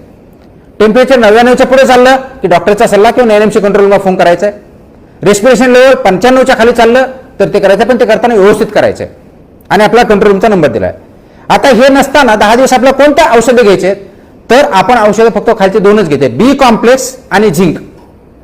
बी कॉम्प्लेक्सची टॅबलेट आणि झिंकची टॅबलेट दिवसातून 2 वेळेस घ्यायची आणि व्हिटॅमिन सी, ह्या 2च औषधं आहेत 10 दिवसात, सकाळी संध्याकाळी 2 वेळेस. बी कॉम्प्लेक्स प्लस झिंक याचं एक कॉम्बिनेशन घ्यायचं, ती आणि व्हिटॅमिन सी अशा 2 टॅबलेट सकाळी 1 आणि संध्याकाळी 10 दिवसासाठी घ्यायच्यात. त्याच्या व्यतिरिक्त याला कोणतंही वेगळं औषध नाही. हे जर प्रोटोकॉल फॉलो केला तर आपल्याला खूप चांगल्या पद्धतीने होऊ शकेल. 10व्या दिवशी आपल्याला कोणतेही लक्षण नाही तर तिथून पुढचे 7 दिवस क्वारंटाईन राहायचंय. आय रिपीट, 10 दिवसानंतर पुढचे 7 दिवस होम क्वारंटाईन राहायचंय आणि ते सेल्फ ऑब्झर्वेशन करत राहायचंय. कारण टेम्परेचर 10 दिवसानंतर काही लोकांना येऊ शकतं. आमच्याकडे अशा 4 ते 5% केस आहेत की 10 दिवसापर्यंत कोणतेही सिम्पटम नाही आहेत, पण 10 दिवसानंतर आपल्याला टेम्परेचर येऊ शकतं. आमचा कंट्रोल रूम आहे, त्या ठिकाणी कॉन्टॅक्ट करायचं आणि त्यानुसार आपल्या पुढची जी ट्रीटमेंट घ्यायची त्या दृष्टीने आपल्याला काम करायचं. या पद्धतीनं जर आपण काम केलं तर खूप चांगल्या पद्धतीने याच्यामध्ये मदत होऊ शकते, कंट्रोल होऊ शकतो. त्या दृष्टीने आपल्याला जायचंय, त्या दृष्टीने आपण काम केलं पाहिजे. एक महत्त्वाचा मुद्दा अशा लक्षात येतोय की आता वॉक इन पेशंट डायरेक्टली हॉस्पिटलमध्ये जाणारे खूप दिसतात आम्हाला. एक सर्वसाधारणपणे 10% पेशंट जे आहेत स्वतः टेस्ट करून घेतात, पॉझिटिव्ह आला की डॉक्टरकडे जातात, हॉस्पिटलला जातात, मग गव्हर्नमेंट मेडिकल कॉलेज असेल, प्रायव्हेट असेल त्या ठिकाणी जातात. त्या ठिकाणी गेल्यानंतर त्यांना चेकिंग केलं जातं, स्क्रीनिंग केलं जातं आणि सिम्पटम नसल्यामुळे त्यांना ॲडवाईस केलं जातं की तुम्ही घरी जा, होम आयसोलेशन राहा. माझी विनंती अशी आहे की आपण टेस्ट केल्यानंतर पॉझिटिव्ह आल्यानंतर प्रथमतः कोणत्याही हॉस्पिटलला जाण्याची गरज नाही. जर तुमच्याला सिम्पटम नसतील, सिम्पटम असेल तर इमिजिएटली जा. आमच्या कंट्रोल रूमला मी जो नंबर दिला आहे त्याच्यामुळे सेंट्रल ॲडमिशनसाठी, म्हणजे ॲडमिशन पॉझिटिव्ह केसेस जे आहेत त्यासाठी आपण सेंट्रल डेस्क तयार केला ॲडमिशनसाठी, सेंट्रलाइज डेस्क. म्हणजे नागपूर महानगरपालिकेअंतर्गत कोणत्याही ठिकाणी कोविडचा जर पेशंट तुम्हाला अडचण येत असेल ॲडमिशनच्या बाबतीत तर हा नंबर आहे 2567, आय रिपीट 2567-021. या नंबरवरती फोन केला तर ॲडमिशनच्या बाबतीत आपल्याला गायडन्स केलं जाईल, कोणत्या ठिकाणी किती व्हॅकन्सी सांगितलं जाईल, त्या ठिकाणी ॲडमिशन दिलं जाईल. म्हणून ॲडमिशनच्या बाबतीत जर कुणाला काही संभ्रम असेल की पास अगर एडमिशन के बारे में कोई प्रॉब्लम है तो एनएमसी का कंट्रोल नंबर उसके लिए डेडिकेटेड एक लाइन तैयार की है, उसका नंबर है 256701। I repeat 256701। ये नंबर पे फोन करने के बाद आपको गाइड किया जाएगा कि कौन से हॉस्पिटल में आपको एडमिट किया जाएगा। ये जो 10% वॉकिंग पेशेंट है उनका मेरा एडवाइस है कि जब तक आपको सिम्टम नहीं है वहां एडमिट होने के लिए मत जाइए। उसका रीजन ये है कि वहां ऑलरेडी पॉजिटिव पेशेंट है, आपके साथ वहां जाओगे, आपके साथ कोई रहेगा और ऑलरेडी इन्फेक्टिविटी है, पॉसिबिलिटी है कि आपके साथ जो गए हैं उनको इन्फेक्शन नहीं है, ज्यादा इन्फेक्टिविटी नहीं है, आपको ज्यादा इन्फेक्टिविटी नहीं है, वहां जाने के बाद आपको इन्फेक्शन बढ़ सकता है। तो अगर आपको सिम्टम नहीं है तो हमारे कंट्रोल रूम में फोन कीजिए, आपको गाइडेंस किया जाएगा। और मैंने जो बोला उस हिसाब के अगर हम होम आइसोलेशन 10 दिन के लिए रहे तो उसमें कोई प्रॉब्लम नहीं आएगा, तो उस हिसाब से हम जाएंगे। अगर ये करते हैं तो वॉक इन पेशेंट हॉस्पिटल जाना अवॉइड कीजिए, उसके साथ हम आपको गाइडेंस करेंगे, उसके गाइडलाइंस फॉलो कीजिए। अब जब होम आइसोलेशन रहते हो वहां आपको मास्क यूज करना है, आपके फैमिली के दूसरे मेंबर के कांटेक्ट में नहीं रहना है, अलग रूम में रहना है। आप बोलोगे हमारे पास अलग रूम नहीं है, अगर आपके पास अलग रूम नहीं है तो उसके लिए हमारे सीसीसी सेंटर्स अवेलेबल है, कोविड केयर सेंटर्स। आपको घर में प्रॉब्लम है, आप हमारे यहां आइए, वहां पे रहिए, हमारे वहां डॉक्टर भी है, वहां बेड भी है, खाना भी है, कोई चार्ज भी नहीं है। अगर आपको हमारे यहां नहीं रहना है, होटल में पेड सीसी हमने तैयार की है, सीसीसी 8 होटल हमारे पास तैयार है, उनके पास 300 बेड की कैपेसिटी है, वहां पे करके रह सकते हैं। 2000 to 2500 3000 के लगभग वहां चार्ज हर दिन का रहता है, वहां डॉक्टर भी रहते हैं, मॉनिटर भी करते हैं। या तो या वो सीसी में रहिए या पेड सीसी में रहिए, लेकिन कोई भी असिम्टोमेटिक पेशेंट या माइल्ड सिम्टोमेटिक कोई हॉस्पिटल में नहीं जाएगा। अगर आप घर पे रहते हो, मास्क यूज करते हो तो मास्क कहीं भी मत फेंकिए। जो आपके हम नॉर्मल मास्क यूज कर रहे हैं सिटीजन, वो मास्क इधर उधर फेंकना आदत सी हो गई, उसके वजह से इन्फेक्शन बढ़ सकता है। तो आप एक अलग सा जो डिस्पोजल है वो एक रखिए। हमारी जो वैन हर दिन आपके जो गार्बेज व्हीकल आता है उसमें अलग तरीके से ये जो मास्क यूज किए हैं उसमें दीजिए, तो उसका मिक्सिंग नहीं होगा, उसकी वजह से इन्फेक्शन नाही बढ़ेगा। म्हणून जे मास्क आहेत ते एक वेगळ्या बॅगेमध्ये ठेवा। दररोज जी घनकचऱ्याची गाडी येते त्या ठिकाणी वेगळ्या पद्धतीने द्या, त्याच्यामुळे कलेक्ट होईल आणि इन्फेक्शन वाढणार नाही, ही आपल्याला काळजी घ्यायची आहे। तिसरा एक जो आम्ही टेस्ट बोलतोय, एका बाजूला लोक टेस्टच करायला तयार नाही आहेत। आता आम्ही दररोज गेल्या 10 दिवसामध्ये बघितलं तर दररोज जे आज पॉझिटिव्ह येतात त्याला आम्ही इंडेक्स पर्सन मानतो आणि त्याचे कॉन्टॅक्ट टेस्टिंग चालू करतो। दररोज 8 ते 10,000 लोकांपर्यंत आम्ही पोहोचतो। आश्चर्याची बाब म्हणजे याच्यापैकी 20 ते 25% लोक असे आहेत की ते टेस्ट करून घ्यायला तयार नाही। कुटुंबात पॉझिटिव्ह आलाय व बाकीचे आम्ही पॉझिटिव्ह आहेत, आम्ही टेस्ट करणार नाही। किंवा एक जण पॉझिटिव्ह आलाय, तू एका टेस्ट सेंटर पासून दुसऱ्या टेस्ट सेंटरला जातो की नाही माझ्याकडे पॉझिटिव्ह आला, ही चुकीची, मी पॉझिटिव्ह होऊ शकत नाही, दुसरीकडे जातो, दुसरीकडचा निगेटिव्ह येतो। मग कोण खरं आणि कोण खोटा हा प्रश्न होतो। प्लीज अंडरस्टँड करा, टेस्टिंगचे प्रकार आहेत, त्याची एक स्पेसिफिसिटी आहे, त्याचा एक करेक्टनेस आहे। आरटीपीसीआरची स्पेसिसला गोल्ड स्टँडर्ड मानलं जातं, 67% ते 70% पर्यंत आहे। अँटीजेनची पॉझिटिव्ह जी टेस्ट आहे ती 99% करेक्ट असते, 1% चुकू शकते। अँटीजेनची नेगेटिव्ह येऊ शकते चूक, पण पॉझिटिव्ह चूक येत नाही। त्याच्यामुळे असिम्टोमॅटिक पेशंट असेल तर त्याची करेक्टनेस हे अँटीजेन टेस्टमध्ये जास्त आहे। आरटीपीसीआर टेस्टमध्ये सगळ्याच गोष्टी 70% पर्यंत पॉझिटिव्ह येऊ शकतात, करेक्टनेस आहे। मग दुसरीकडे जातो, सकाळी एका ठिकाणी एनएमसी मध्ये पॉझिटिव्ह आला टेस्ट सेंटरला, प्रायव्हेट लॅबला दुपारी गेला, दुपारी अँटीजेन किंवा आरटीपीसीआर नेगेटिव्ह आले। मग प्रश्न विचारतोय खरं कोण, सच्चा कोण? सच्चा दोन्ही टेस्ट आहेत। का आहेत तर व्हायरस शेडिंग नावाचा एक प्रकार असतो। सकाळी जो व्हायरस असतो तुमच्या बॉडीमध्ये, ज्याचा तुमचा स्वॅब घेतलेला आहे, त्याच्या आधारे तुमची जी पॉझिटिव्ह आहे त्याचा व्हायरस सेड त्यावेळेस कदाचित जास्त असू शकतो। दुपारी ज्यावेळेस तुमचा स्वॅब घेतला तर त्यावेळेस तो व्हायरस शेडिंगचं ते इन्फेक्टिव्हिटी त्याची कदाचित कमी झालेली असू शकते व कमी असू शकते। म्हणून हे व्हायरल शेडिंगचा प्रकार आहे, त्यानुसार एकाच माणसाची दिवसातून 2 वेगळ्या ठिकाणी घेतली तर कदाचित 2 वेगळे रिझल्ट येऊ शकतात, त्याच्यात चुकीचं काहीही नाही। प्रायव्हेट किंवा गव्हर्नमेंट, पेड किंवा अनपेड याच्यामुळे तुमची पॉझिटिव्ह किंवा निगेटिव्ह टेस्ट येत नाही। व्हायरल शेडिंग नावाचा प्रकार आहे, त्या दृष्टीने होतं, हे सायंटिफिक आहे। त्याच्यामुळे माझी विनंती आहे की एका व्यक्तीला पॉझिटिव्ह आला त्याला पॉझिटिव्हच म्हटलं पाहिजे, मल्टिपल टेस्ट करू नका, शासनाचे पैसे वायाला घालू नका, स्वतःचे पैसे वायाला घालू नका। पॉझिटिव्ह आलात ती टेस्ट पॉझिटिव्हच ग्राह्य धरावी लागेल, म्हणून आयसोलेट व्हा, किंवा जर सिम्टमॅटिक असाल तर हॉस्पिटलला ॲडमिट व्हा. स्वतःचे पैसे किंवा स्वतःमुळे दुसऱ्याने इन्फेक्शन करण्याचा प्रकार करू नका. ह्या सायंटिफिक आहे, त्या ICMRच्या गाईडलाईन, याच्या व्यतिरिक्त वेगळं काहीही नाही आहे. त्याच्यामुळे कृपया स्वतःमध्ये कन्फ्युजन करू नका, दुसऱ्यांना कन्फ्युजन देऊ नका आणि दुसऱ्याला इन्फेक्शन किंवा डेथकडे नेऊ नका. तेच करत असताना आपण सर्वात महत्त्वाची जी गोष्ट आहे ती आपण म्हणा की तुमची बेडची अवेलेबल आहे का. नागपूर शहरामध्ये आज आपण आतापर्यंत 24 hospital already Covid hospital private hospital declare केलेले आहेत. त्याच्यातले 19 हॉस्पिटल हे 100 बेडच्या वरचे आहेत आणि बाकीचे 5 हे स्वतःहून आलेले आहेत, ज्याची कॅपॅसिटी 50 ते 100च्या दरम्यान आहे किंवा 30 ते 50च्या दरम्यान आहे. असे 24 जे हॉस्पिटल ऑलरेडी ऑपरेशन चालू आहेत, ज्या ठिकाणी कोविड हॉस्पिटल घेतले जातात, त्याची कॅपॅसिटी 2446 एवढी बेड आहे. त्याच्यामधले 1170 हे ऑक्सिजनेटेड आहेत.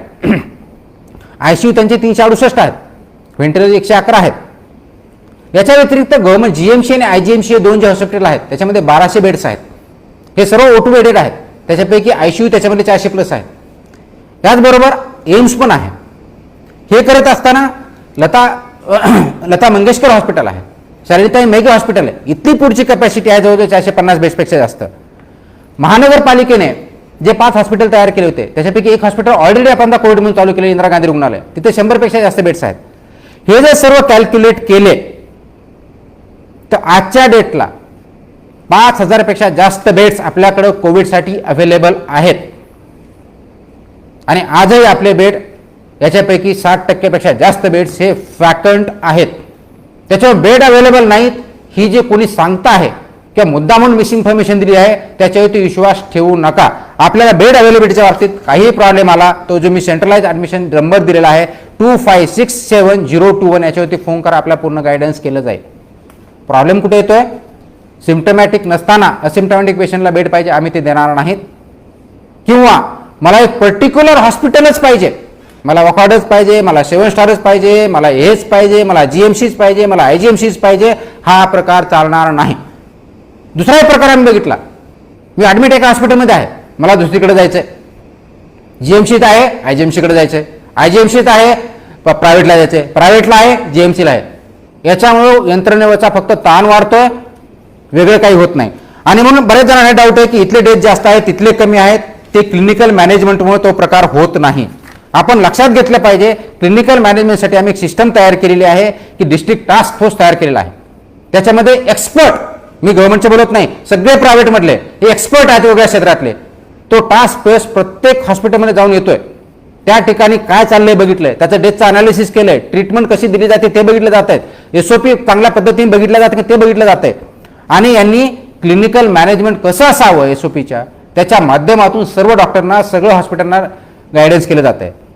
याच्यावरती वेबिनार घेतले जातात. ह्या डिस्ट्रिक्ट टास्क फोर्सचं स्टेट टास्क बरोबर कोऑर्डिनेशन आहे, त्यांच्याबरोबर वेबिनार झालेले आहेत.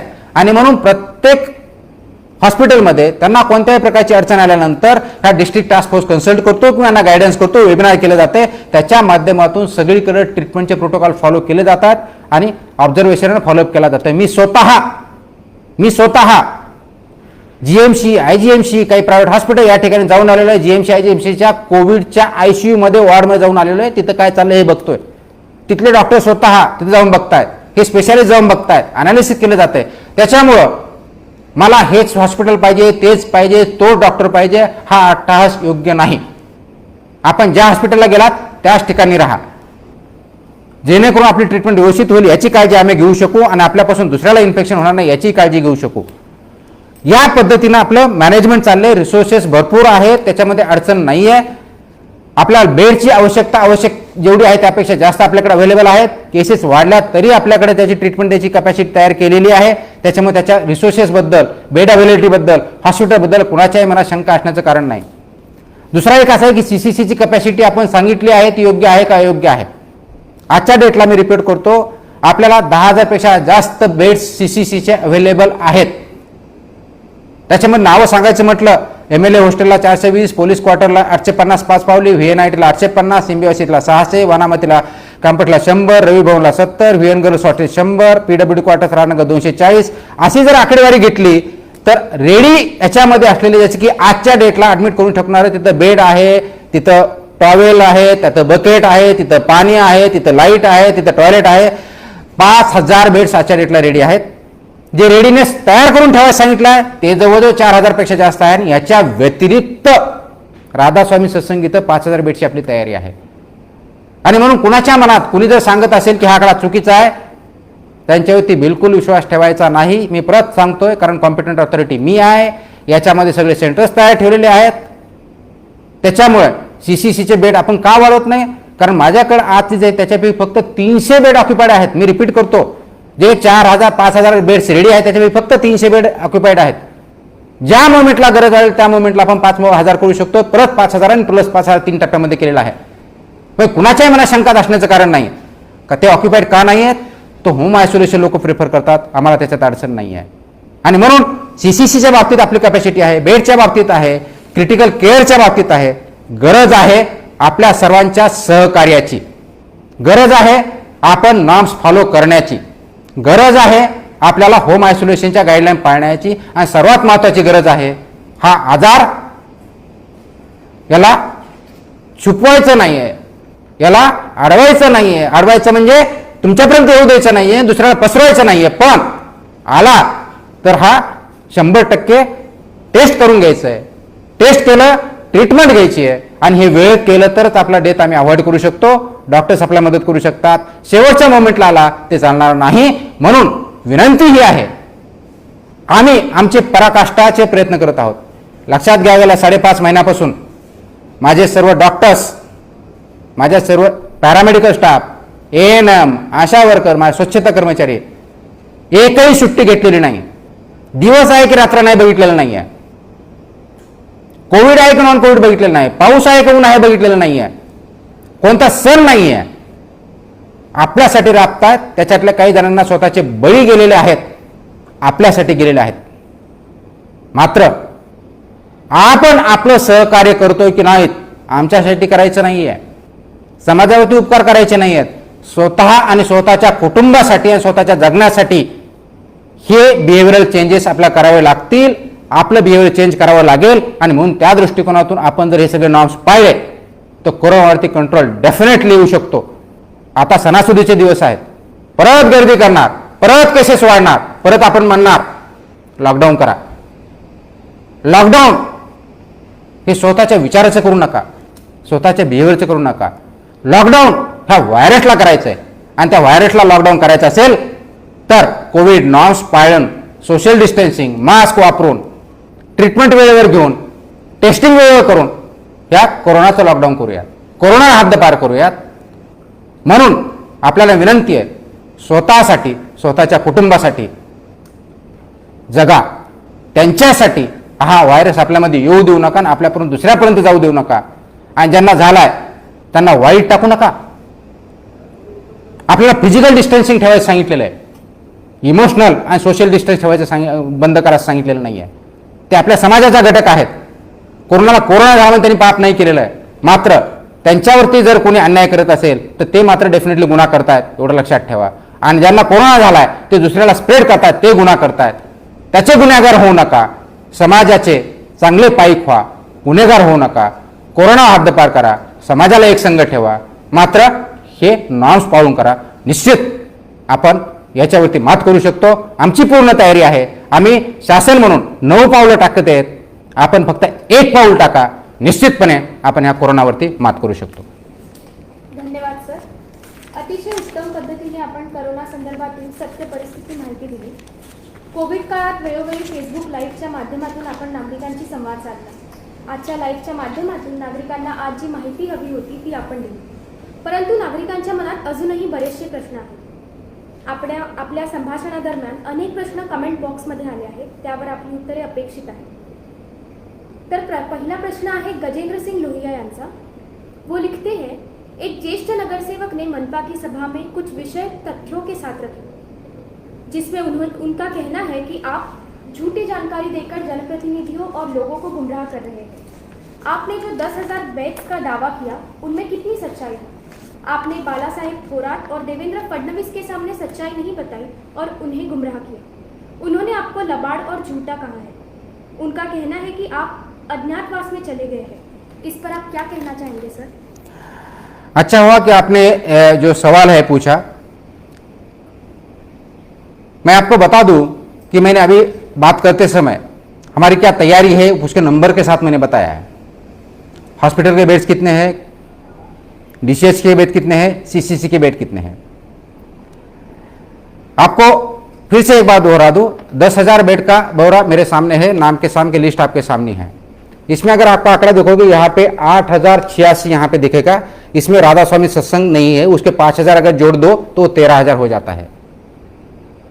अब ये जो झूठी बोलने का या लबाड़ बोलने का है, तो मुझे लगता है कि आदमी का जो विचार होता है और जो प्रकट होता है वो आप जो थॉट करते हो, थॉट प्रोसेस जैसा उसी हिसाब से रहता है कि जो आप थॉट करोगे और एक थॉट का एक विचार, दूसरा थॉट, तीसरा विचार, तीसरा थॉट, और उसकी आदत जैसी बन जाती है।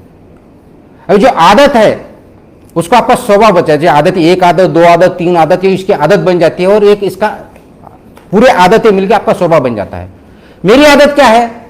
मेरी आदत सच्चाई पे चलना है, सच्चाई से काम करना है, जो गवर्नमेंट ने बोला है लीगल तरीके से चलना है, और पब्लिक इंटरेस्ट में जो जो मेजर जरूरी है वो लेके ये जो महामारी है उससे बचाना है। मेरी आदत है, ये 5-5.5 महीने से किया हूं और 15 साल से जो मैं काम कर रहा हूं इसी राह पे चल रहा हूं, ये सबको पता है। इसलिए ये जो नंबर है अभी मैंने दिखाया 10,000 से ज्यादा, अभी भी ये नंबर बेड के साथ है।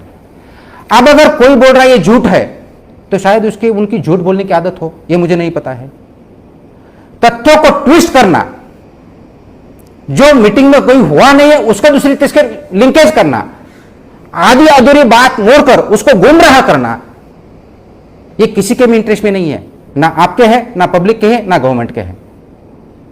तो जो आरोप लगा रहे वो तथ्य में जाए, तथ्य देखे, उसको परीखे, उसको वेरीफाई किए। जो मीटिंग का आपने ब्यौरा दिया है कि बाला साहब ठाकरे के मीटिंग, बाला साहब थोरात के मीटिंग में बताया और देवेंद्र जी फडणवीस के मीटिंग में बताया, क्या बताया था? बाला साहब थोरात के साहब की जो मीटिंग थी मंत्री महोदय जी, वहां डिविजनल लेवल की मीटिंग थी, उसमें डिविजनल कमिश्नर साहब ने प्रेजेंटेशन दिया था। जो आंकड़ेवारी थी वो डिविजनल लेवल की डिविजनल कमिश्नर साहब ने दी है। अब वो आंकड़ेवारी का आपको कुछ प्रॉब्लम है तो आप डिविजनल कमिश्नर साहब से जाके पूछिए। एनएमसी के बारे में मैं बता सकता हूं कि इसमें कुछ भी झूठी बिल्कुल बात नहीं है, बिल्कुल सच बात है, पब्लिक डोमेन में है। देवेंद्र जी फडणवीस की मीटिंग में क्या हुआ, यही तथ्य मैंने रखे। अगर आपको एक्टिव बेड, रेडी बेड, इसमें डिफरेंस समझ में नहीं आता है और उसको आप गुमराह ट्विस्ट करोगे, वो आपकी आदत है, मेरी नहीं है। इसलिए फिर से बोल रहा हूं, 10,000 से ज्यादा सीसीसी के बेड, कोविड केयर सेंटर के बेड है, उसमें से लगभग 4,730 आज रेडी है। आज भी वहां पेशेंट के लिए अवेलेबल है। 3,356 से ज्यादा रेडीनेस के लिए कहे गए और उसके बाद राधा स्वामी सत्संग के वहां 5,000 का हमारा रेडीनेस है। ये सेंटर के नाम के साथ, कैपेसिटी के साथ है। इसलिए लोगों को गुमराह करना बंद करो, झूठों आरोप करना बंद करो। यहां राजनीति लाना ठीक नहीं है। यहां पे जो सच्चाई है वही होगा। कॉम्पिटेंट अथॉरिटी मैं हूं, यहां डिस्ट्रिक्ट कलेक्टर रूरल के लिए है, डिविजनल के वहां ऑब्जर्व करते हैं, बहुत से मीटिंग हुई है, मीटिंग में बताया गया है, रेडीनेस है। आपको मानना नहीं है, सिर्फ आरोप करना है, वो अलग हो सकता है। कम से कम महामारी में ये मत कीजिए। झूठी बोलना मेरी आदत नहीं है, दूसरे किसी की हो सकती है, तो उनको वो बंद करें। जो सच्चाई पे काम चल रहा है वो काम चलते दीजिए। मेरा काम ये महामारी से लोगों को बचाना है, मैं वो कर रहा हूं। फैसिलिटी तैयार करना है, मैंने वो किए हैं और आगे भी करता रहूंगा। Thank you so much sir. दूसरा प्रश्न है राहुल बैरागी से। वे लिखते हैं, व्यापारी परेशान हैं और आप हर रोज नए नियम और कानून का डर दिखाकर उन्हें धमकाते हैं। व्यापारियों को अपने पैसों से कोविड टेस्ट करने का आपने सूचना दी है और इससे आपने उन्हें संकट में डाला है। ऊपर से ऑड इवन भी आप नहीं हटा रहे। व्यापारी आखिर अपना पेट कैसे पालेंगे? ये बहुत दिनों से चर्चा चल रही है कि व्यापारी को परेशान कर रहे हैं कि आपको मैंने टेस्ट करने के लिए बोला। बिल्कुल बोला। आपके यहां हर दिन ग्राहक आते हैं 5, 50, 100, 200। अगर आप में से कोई पॉजिटिव है तो आप स्प्रेडर बनते हो, सुपर स्प्रेडर बन रहे हो। इसमें से कोई भी पॉजिटिव, हर दिन आप 50 लोगों को, 100 लोगों को, 200 लोगों को स्प्रेड करोगे और हम चुप बैठेंगे, और ऊपर से आप बोलोगे कि नहीं कोरोना बढ़ रहा है। क्यों? गवर्नमेंट के आप जो 21 अगस्त का गाइडलाइन है उसमें यही बोला है कि सिम्टोमेटिक नहीं है तो गवर्नमेंट की टेस्ट वहां करना जरूरी है। नहीं, बिल्कुल है। 85% से ज्यादा असिम्टोमेटिक है। मैंने यही बोला कि सिम्टोमेटिक है तो मेरे सेंटर पे आके कीजिए, असिम्टोमेटिक है तो आप प्राइवेट में भी कर सकते हो। आपको पैसे की बात करते हो, आपको दुकान चलाने के लिए 10 नौकर लेने के लिए आपके पास पैसा है, टेस्ट करने के लिए आपके पास पैसा नहीं है। ऑड इवन का फॉर्मूला गवर्नमेंट ने लगाया, मैंने भी लगाया है। आपको चलन दूसरा ऑप्शन है मेरे पास, आपने एक दिन बंद कर दिया। मैं तो बोलता हूं जब तक आपको अगर लगता है कोरोना से डर है, अगर कोरोना की गाइडलाइन नहीं फॉलो करनी है तो आप खुद बंद कर सकते हो।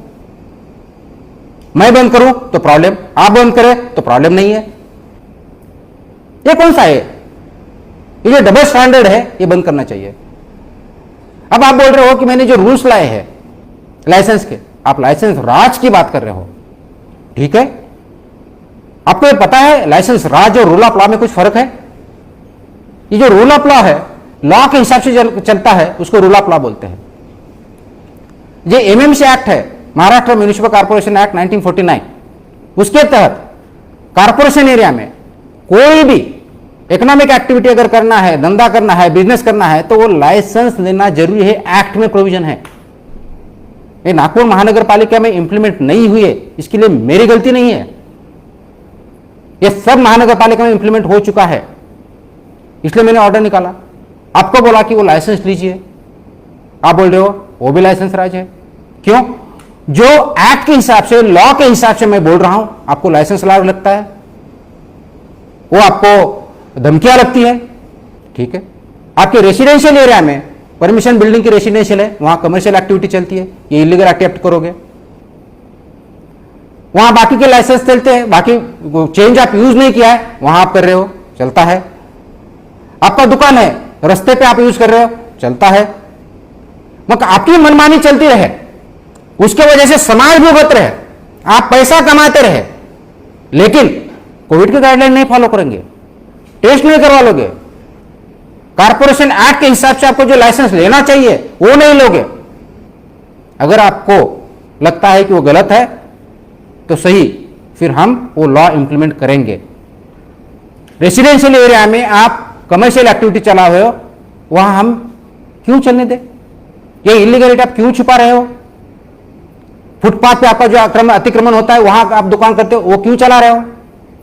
कोविड-19 के गाइडलाइन जो है वो क्यों नहीं फॉलो कर रहे हो? ये लोगों को गुमराह करना, ये झूठी सिंपैथी मिलाना और उसका पॉलिटिक्स करना, ये आपका काम नहीं है। आपका काम धंधा करना है, एज पर रूल करना है। Please follow the rule of law. ये जो लाइसेंस है ये रूल ऑफ लॉ है। आप जब आर्बिट्रेरीनेस अब तक कोई भी रूल फॉलो नहीं करते हैं, उसको हम बोले तो हम गलत, और आप लॉ नहीं फॉलो करते वो आप सही, और उसके ऊपर से धमकियां देना। आज मैंने पेपर में पढ़ा कि वो आपके एसोसिएशन ने बोला है कि एप्लीकेशन मत कीजिए। Please understand, order is in place. अब तक मैंने टाइमलाइन नहीं दी थी, अब मैं टाइमलाइन दूंगा। उस टाइमलाइन में अगर आपने लाइसेंस नहीं किया और अगर कन्वर्जन नहीं किया तो आप ऑपरेट नहीं कर पाओगे। ये धमकी नहीं है, ये चेतावनी है। रूल ऑफ लॉ है। रूल ऑफ लॉ जितना आपको मेरे लिए लागू है उतना ही आपके लिए लागू है। इसलिए ये कोविड का, नॉन कोविड का रीजन बताते हुए लॉ को आप जो ठुकरा रहे हो वो गलत है, ये रवैया गलत है। रवैया चेंज कीजिए, रूल ऑफ लॉ फॉलो कीजिए, खुद का धंधा कीजिए, इकोनॉमी कीजिए। ये शहर सिर्फ आपके वजह से नहीं है, शहर के वजह से हम सब हैं। तो शहर को बचाना मेरा पहला कर्तव्य है, और शहर को बचाने के लिए, शहर को विकास के लिए रूल ऑफ लॉ के हिसाब से जो जो करना पड़ेगा मैं करूंगा, और उसके बीच में जो जो आएगा उनको रूल ऑफ लॉ के हिसाब से काम, उनके खिलाफ कार्रवाई होगी। इसलिए मेरा फिर से आपको अपील है कि इसका पॉलिटिसाइजेशन मत कीजिए। Follow the rule of law, save the city, grow your business. Thank you sir. Sir इसी को लगकर एक और क्वेश्चन है, रवि रमानी, सोमिल देशमुख, चिराग महेश्वरी और बहुत लोगों के सेम सवाल है कि लाइसेंस और टेस्टिंग के लॉ सिर्फ शॉपकीपर्स के लिए है क्या? आपको लगता है सिर्फ वही पॉजिटिव है? हॉकर्स जो अपना बिजनेस ऑपरेट कर रहे हैं डेली, कोई भी ऑड इवन का रूल नहीं फॉलो कर रहे हैं, उनको कोई लाइसेंस का रूल नहीं, can you please at least ensure that the encroachment of these hawkers are clean from the footpaths? If you have observed, we are taking stringent actions against everybody who are not following law, whether it's odd even, whether it's hawkers, whether those are encroachers. We are doing it time and again. अगर वो hawkers है, बार-बार मानते नहीं तो licence भी cancel हम कर रहे हैं, उनसे पेनाल्टी भी लगा रहे हैं. So this law is not just for shopkeepers alone or some people, it is for all. So accordingly we are acting. So follow the law. It's not a discrimination. It's equally applicable to everybody. So there is no discrimination. There is no issue. We are acting. We still act and we will act tough. Thank you sir. पुढचा प्रश्न आहे रवी गजबिये यांचा. ते विचारतात की करोनाच्या उद्रेकाची शहरात वेगवेगळी ठिकाणे आहेत. मनपाने शहरातील अनेक निवासी गाळ्यांमध्ये ओपीडींना परवानगी दिली आहे. अशा निवासी गाळ्यांमध्ये मोठ्या संख्येत विविध प्रकारचे रुग्ण व त्यांचे नातेवाईक येत आहेत. ते या ओपीडी तसेच इमारतींच्या तळमजल्यावर पार्किंग करताना गर्दी करीत आहेत. यामुळे शहरात अनेक ठिकाणी अशा इमारतीत हजारोंच्या संख्येत राहणाऱ्यांमध्ये भीतीचे वातावरण निर्माण झालेले आहे.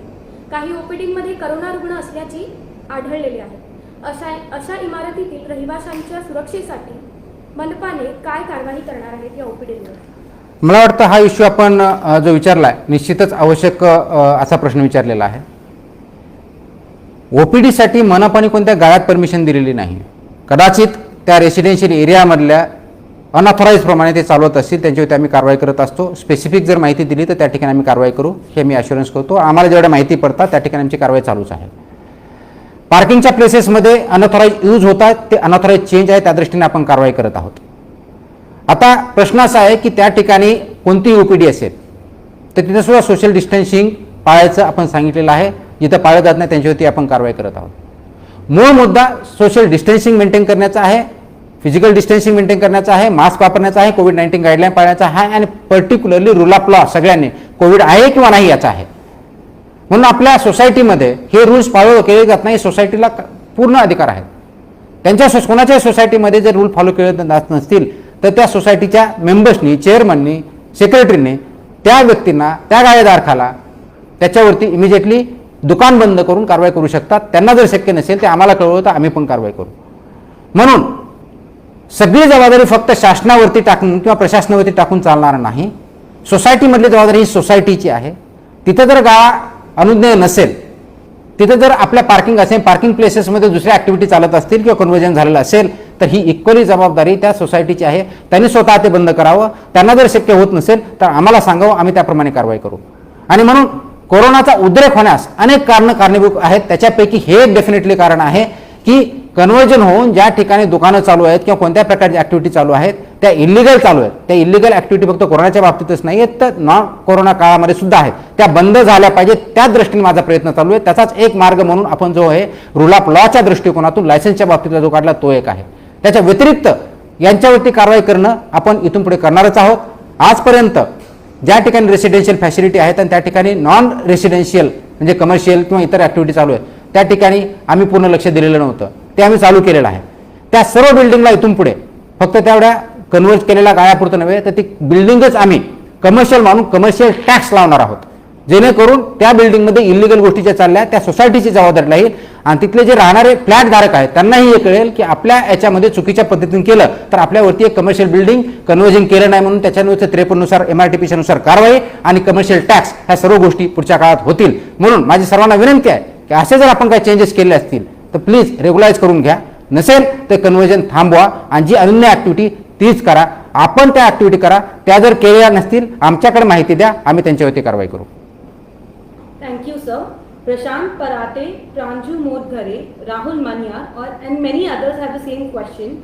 When are you opening the gyms? Buses have started without any sanitization. Festival and other events are also happening anyway without any strict adherence to protocol. Please think about the livelihood of trainers. What is the point in keeping the fitness centers closed? Thank you for asking this question. These people have come and met me many times. I have explained then the rationale behind non-opening of fitness centers. somebody mistake or non-abiding does not mean you are right. These fitness centers have more possibility of transmitting virus from one person to another person. Why? When you are gymming, when you are on the treadmill, when you are taking exercise, your sweating and other droplets are dropped down there in the gym. And it is possible that social distance is not maintained there and that droplets will pass over to somebody else, either by touching that instrument or on the floor or while taking exercise. As a result, one positive person can infect many in gym. That's the reason why these gyms are not being open till today. That's how the restrictions continue. We are not interested in not opening up any activity which will not affect or basically transmit the virus from one person to other.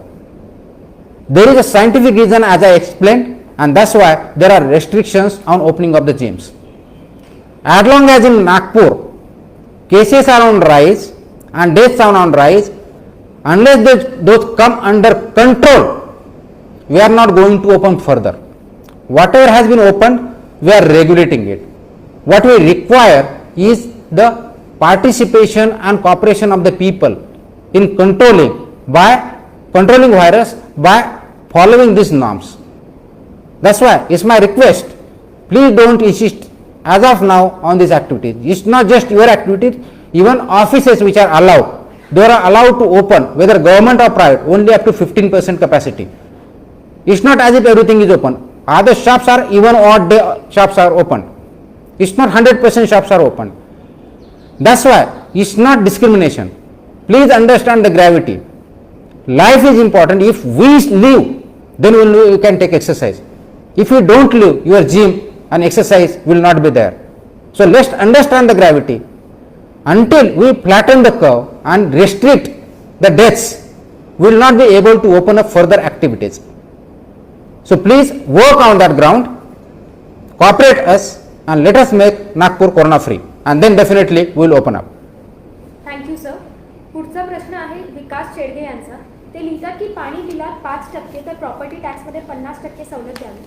तसेच रामणिक कर दादियाल यांचा प्रश्न असा आहे की जेव्हा नागपूर शहरात रोजच्या करोना केसेस वाढत आहेत त्यावेळेस टॅक्स, एन्क्रोचमेंट, पाणी बिल या विषयांवर काम सध्या थांबवून काना करोना पेशंट्स कंट्रोल कसे करता येईल याकडे लक्ष देता येईल का? थँक्यू. याच्यासाठी खूप प्रश्न आलेले आहेत की पाणी बिल 5% कपात करणे आणि प्रॉपर्टी टॅक्सची 50% कपात करणे. मला वाटतं की हा विषय थोडा गांभीर्याने सर्वांनी घेण्याची गरज आहे. ही 5% कपात कशी आली? ही दरवर्षी 5% वाढ पाणी पुरवठ्यामध्ये, पाणी रेटमध्ये दरवर्षी आपण गेले 2017 पासून करतोय. का करतोय? आपण याचे नियम बनवलेले, शासनाने याचे नियम तयार केलेले आहेत, ज्याला बायलॉज म्हणतात, जे की महानगरपालिकेने अप्रूव्ह केलेली जी 24/7 स्कीम आहे, ती स्कीम राबवताना त्या अनुषंगाने त्याचा ऑपरेशन जो खर्च असेल, ते चालवण्यासाठी जो खर्च असेल तो कमीत कमी त्याच्यातून निघावा या दृष्टिकोनातून एक रेट ठरवलेले आहेत आणि त्याच्याविषयी दर वर्षाला 5% प्रमाणे रेट वाढ होते. ती वाढ ऑलरेडी 1 एप्रिलपासून अंमलात आलेली आहे आणि त्या दृष्टीने बिलं दिलेले आहेत, भरले जात आहेत. आता हा कन्फ्युजन का करतायत हे मला कळत नाहीये. हे नियम सर्वांना माहिती आहेत, हे सांगितलेलं पण आहे आणि हे मान्यतेसाठी दिलेलंच नाही, कारण ते अधिकार कमिशनरला दिलेले आहेत नियमानुसार आणि ते 1 एप्रिलपासून अंमलात पण आलेले आहेत. आता हे 5% वाढ म्हणजे किती? ते सर्वसाधारणपणे 15 मिलीमीटर तर नळ असेल तर दर महिन्याला बिल किती येते? सर्वसाधारणपणे ॲव्हरेज आम्ही जर काढला तर 150 रुपये येते आणि 5% वाढ म्हणजे किती होणार? 150 रुपयामध्ये 7.5 रुपये वाढणार, म्हणजे महिन्याला 7.5 रुपये वाढ झाली. हा तुम्हाला प्रॉब्लेम आहे. मग तुमचं मोबाईलचं बिल दर महिन्याला जे येतंय ते तुम्हाला द्यायला काही प्रॉब्लेम आहे का? इलेक्ट्रिसिटीचं बिल ज्यावेळेस तुम्ही भरत नाही तर तुमचं कनेक्शन डिस्कनेक्ट होतंय, त्याच्याबद्दल तुम्हाला काही प्रॉब्लेम आहे का? आपण 4 व्हीलर 2 व्हीलरवरती जातोय त्याच्याबद्दल तुम्हाला काही प्रॉब्लेम नाही आहे. मग हे फक्त 7.5 रुपये ॲव्हरेज महिन्याला वाढले, याचा एवढा मोठा इश्यू कशासाठी? मग जर हे करायचं असेल तर पाणी जे आज आपण इरिगेशन डिपार्टमेंटकडून घेऊ त्याच्यासाठी जे पैसे लागणार ते कमी झाले आहेत का? किंवा इलेक्ट्रिसिटी ज्याच्या मार्फत पंपिंग करून आपल्या घरापर्यंत येते त्याच्यामध्ये काही कटौती झाली का? त्यांचं जर बिल पे केलं नाही तर लगेच त्याचे मोटर पंप आपल्याला बंद करावं लागेल आणि पाणी भेटणार नाही, याचा कोणी विचार करतोय का? जो इश्यू नाही त्याचा इश्यू करायचा हे जर असेल तर मला वाटतं आपण आपलं थोडं लॉजिक लावून नियम काय आहेत बघावे आणि गरज काय आहे बघावणं खूप मोठं गरजेचं आहे. खूप जास्त बिल नाही येत आहे त्याच्यामध्ये 5% म्हणजे जे सांगितलं ॲव्हरेज बिल 150 रुपये जर पकडलं तर 7.5 रुपये महिन्याला, म्हणजे वर्षाला सर्वसाधारणपणे तुम्हाला 100 रुपयाच्या आसपास वाढ आहे. ती तुम्हाला सहन होत नाही. पाणी आपल्याला जेवढं लागतं त्याची जर बाहेर गेलात तर बाहेर बॉटल विकत घेताना आपण 20 रुपये सहज देतो. दर महिन्याला एक म्हणलं तर वर्षाच्या बॉटलवरती जाणाऱ्या पिण्याच्या पाण्यासाठी पैसे तुमचे 200-250 रुपये तरी जातील. पण वर्षभर आपल्याला पिण्याला भरपूर पाणी भेटतं, आंघोळीला भेटतं, वापरायला भेटतं, त्याच्यासाठी 100 रुपये वाढ नको. हा ॲटिट्यूड पहिला चेंज केला पाहिजे. राहिला प्रश्न प्रॉपर्टी टॅक्सचा. प्रॉपर्टी टॅक्समधून महानगरपालिकेची डिमांड किती वर्षभराची? 250 कोटी. त्याच्यातून 50% म्हणजे 125 कोटी. ती वाढ कमी केल्यानंतर आजच्या डेटला तसे आमचं इन्कम कमी आहे. दर महिन्याला महानगरपालिकेला पगार देणं, पेन्शन देणं, हे ऑपरेशन पाणी पुरवठा, स्ट्रीट लाईट, सिवेज, गार्डन याच्यासाठी सगळा लागणारा खर्च सर्वसाधारणपणे 100 ते 107 कोटी आहे. आणि हे जर वर्षभराच्या मध्ये 250 कोटी आहे त्याच्यात 50% म्हणजे 125 कोटी, म्हणजे कॉर्पोरेशनमध्ये चालवणं शक्य होणार नाही. आज अशी परिस्थिती आहे आणि त्याच्यात तुम्हाला प्रॉपर्टी टॅक्स कमी पाहिजे. बरं, प्रॉपर्टी टॅक्स किती आहे हे मी सांगितलं की 250 कोटी वर्षाचा आहे. लोकांचा गैरसमज कशामुळे वाढवत आहे आणि लोक गैरसमज कशामुळे करून घेतात हे मला कळत नाही आहे. वर्षानुवर्ष 1 लाख प्रॉपर्टी ज्या आमच्या नेटमध्ये नव्हत्या आल्या त्या आम्ही तयार केल्या आहेत. त्यांना आम्ही नोटीस दिल्या. वर्षानुवर्ष लाखो रुपये पेमेंट करत नाही ते प्रॉपर्टी द्यायची नाही. त्याच्यावरती व्याज लागले की व्याज माफ करा म्हणायचं. आता प्रॉपर्टी टॅक्स माफ करा म्हणायचं. सगळ्याच गोष्टी माफ करायच्या. तर मग पाणी पिणं आपल्याला बंद करावं लागेल, सिवेज पण आपल्याला बंद करावं लागेल, आपल्याला जे सर्व्हिसेस कचरा गाडी येते तीही बंद करावं लागेल, कचरा जे साफसफाई करतात त्यांनाही पगार नाही तेही बंद करावं लागेल. याचा काय विचार करत नाही. म्हणजे आपल्या इन्कमचे सोर्स, मेजर सोर्स हे प्रॉपर्टी टॅक्स आहे. सर्वात मोठा सोर्स जर जीएसटी जर अनुदान सोडलं त्याच्यानंतर सर्वात मोठा तो आहे. आता जीएसटी आणि इकॉनॉमिक ऍक्टिव्हिटी कमी झाल्यामुळे ऑटोमॅटिक आपल्याला कमी भेटेल आणि आपलं जे इन्कम आहे ते आपण बघत नाही. महानगरपालिकेचं बजेट यावर्षी 2600 कोटी आहे. पण वर्षभर हे जे मी आता सांगितलं पगारपासून ते कचरा, इलेक्ट्रिसिटी, स्ट्रीट लाईट, पाणी पुरवठा हे ऑपरेशन जे आपल्याला लागतात दररोज जगण्यासाठी हा सगळा खर्च केला तर 1100 ते 1200 कोटी रुपये फक्त याच्यावरती खर्च जातो. आणि आपला प्रॉपर्टी टॅक्स 200-250 कोटी हे डिमांड आहे. रिकव्हरी तर त्याच्यापेक्षा आपली कमीच असते. त्याच्यावरती आम्ही कारवाई करायला लागलो तर आम्ही करणारच आहोत. त्याच्यामुळं एका बाजूला तुम्ही म्हणणार की हे कामं बंद करा, कोरोनाचे कामं पूर्णपणे चालू आहेत, तिथं कुठेही दुर्लक्ष झालेलं नाही. नागरिकांचं सहकार्य आणि नागरिकांना रूल पाळण्याची जास्त गरज आहे. लवकर स्वतः ट्रीटमेंट घेण्याची गरज आहे, त्याच्यावरती फोकस करण्याची गरज आहे. म्हणून हे बाकीचे कामे बंद करू शकत नाही. म्हणून जीवनावश्यक गोष्टी आहेत त्या आम्ही चालू ठेवलेल्या आहेत. ते आम्हाला करणं कर्मप्राप्त आहे. त्याच दृष्टीने शहर चालेल, त्याच्यामध्ये कोणती कपात करता येणार नाही. आणि याच्यावरती परत आपला स्वतःचा वेळ विनाकारण घालू नये, कारण आपण याच्यामध्ये डिटेल्स तथ्य काय हे बघणं गरजेचं आहे. आणि त्या अनुषंगाने आम्ही जे महानगरपालिका म्हणून करतो त्याच्यात त्रुटी असेल तर डेफिनेटली दाखवा. त्रुटी नसताना स्वतःचं इन्कम वाढवायचं नाही, मात्र एक्सपेक्टेशन खूप मोठ्या प्रमाणात वाढवायच्या. आपल्या सर्व्हिसेस तर पाहिजेत पण सर्व्हिस चार्ज द्यायला आपला नकार असतो. ही विचारसरणी कुठंतरी बदलणं गरजेचं आहे. ज्या ऍक्टिव्हिटी चालल्या शहर चालण्यासाठी चालवल्या आहेत त्या तुमच्यासाठी आहेत हेच डेफिनेटली विचार केला पाहिजे. आणि ह्या सगळ्या ऍक्टिव्हिटी आपण स्वतः चालवतोय, स्वतःसाठी चालवतोय, तेवढंच तारतम्य, तेवढंच सिरियसनेस आपल्या स्वतःच्या ओनरशिप आहे म्हणून बघावं लागेल. म्हणून हे शहर माझं आहे ही ओनरशिप प्रत्येक नागरिकांमध्ये जोपर्यंत येणार नाही तोपर्यंत अशा प्रकारचे प्रश्नांची विचारले जातील. म्हणून ओनरशिप घ्या, निश्चित आपल्याला याचं तथ्य समोर येईल. Thank you sir. मला वाटतं की बराच वेळ झालाय. शेवटचे 1 किंवा 2 प्रश्न आपण घ्यावेत. याग्निक पटेल, अभय सोनकुशवाल, सौरभ प्रसाद और ऐसे काफ़ी लोगों ने क्वेश्चंस पूछे हैं. Many private hospitals are forcing patients to take medicines from hospital pharmacy, and at the same time people who are coming positive in NMC test centers but negative in private lab testing. Why is this happening, and can you please explain how can we sort from the hospital pharmacy? There are 2 issues. No hospital can force any patient to purchase medicines from any particular pharmacy. You are at liberty to purchase from anywhere. There is no bar on it. But if it is available at the same rate which is available outside, please avoid going outside. If you want to go outside and purchase from some other pharmacy, nobody can prevent you. If that is the case, please complain. Let me know. The hospital will take necessary action against that hospital. As far as test variance is concerned, NMC में positive आते हैं and बाहर negative आते हैं. As I explain in my talk interaction कि आप test कौन सी करते, एंटीजन करते हो, आरटीपीसीआर करते हो. आरटीपीसीआर का स्पेसिफिसिटी 70% है, एंटीजन का पॉजिटिव का स्पेसिफिसिटी 99% है. अगर आप सुबह if you test in the morning, the concept called viral shedding is there. When you take a swab, the viral shading will behave accordingly and accordingly the test results will be there. Any person, if you take in the morning, afternoon and evening, test results may vary. It doesn't mean that one is right and other is wrong, because viral shading is one concept. Second is false negativity is always possible because of the way you take a swab also, that is also the issue. And third is specificity of the case. So if it is positive, please don't go for another test, you are positive.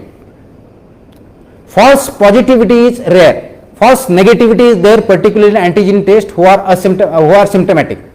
So symptomatic persons must necessarily go for RT-PCR test. Asymptomatic patients can go for antigen test, and if they are negative, there should not be any issue. But if asymptomatic patient is there, antigen test is done, it is negative, it has to compulsory go for RT-PCR. So there is no issue of different test results. Don't worry about it. My advice is don't go for multiple tests. If you are symptomatic, directly go for RT-PCR. If you are asymptomatic, directly go for antigen. If it is negative, don't bother about it.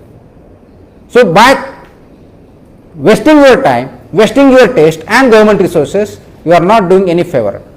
Please follow the guidelines. Please go for once. If you have any doubt, please call us. If you don't have belief on us, please, as I said, e-Sanjeevani OPD, you can video call, you can take advice from them, you can take advice of your doctors also, but don't waste and don't question the result of the test. Thank you sir. मेसेजेसमध्ये आणि कॉमेंट्समध्ये आपल्याला भरपूर प्रश्न आले आहेत, पण आता लाईव्ह सेशनमध्ये आपण आजचा हा शेवटचा प्रश्न घेतोय. शेवटचा प्रश्न सर रवींद्र मिसाळ यांचा आहे. ते लिहितात की तंबाखूमुळे देशात 10 लाख लोकांचा मृत्यू होतो आहे आणि इतरही असे अनेक ब्लास्ट आहेत या देशात, तेव्हा नागरिक आणि प्रशासन मुकबधीर बनले आहे. करोनाच्या नावाने विधवा विलप करू नका, सुतळीला साप समजून भाले तलवार बंदूक काढून नको ती नॉनसेन्स भीती पसरवू नका. भ्रष्टाचार सुरू आहे आणि गरिबांच्या पोटावर लाथ मारणे सुरू आहे. यावर आपले काय म्हणणे राहील सर? धन्यवाद हा आपण प्रश्न विचारल्याबद्दल. आपलं नॉलेजचं कौतुक करावं तेवढं कमी आहे. जे इश्यू आपण रेज केलेत डेफिनेटली वाखाणण्याजोगे आहेत.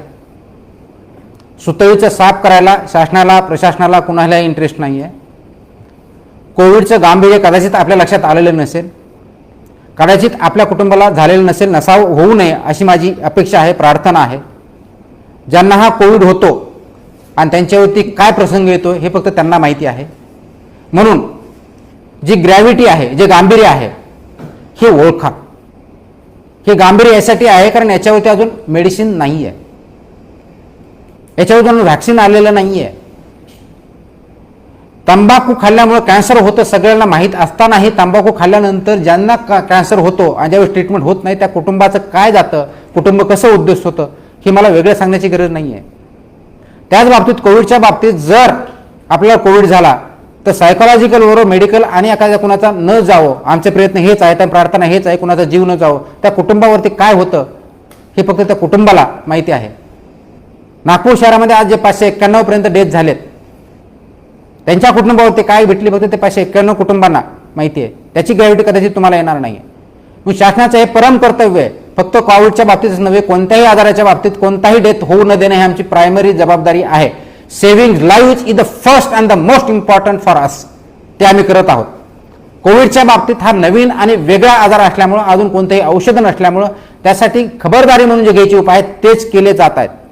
म्हणून पहिले लॉकडाऊन केलं, लॉकडाऊन नंतर मिशन बिगिन अगेन केलेलं आहे.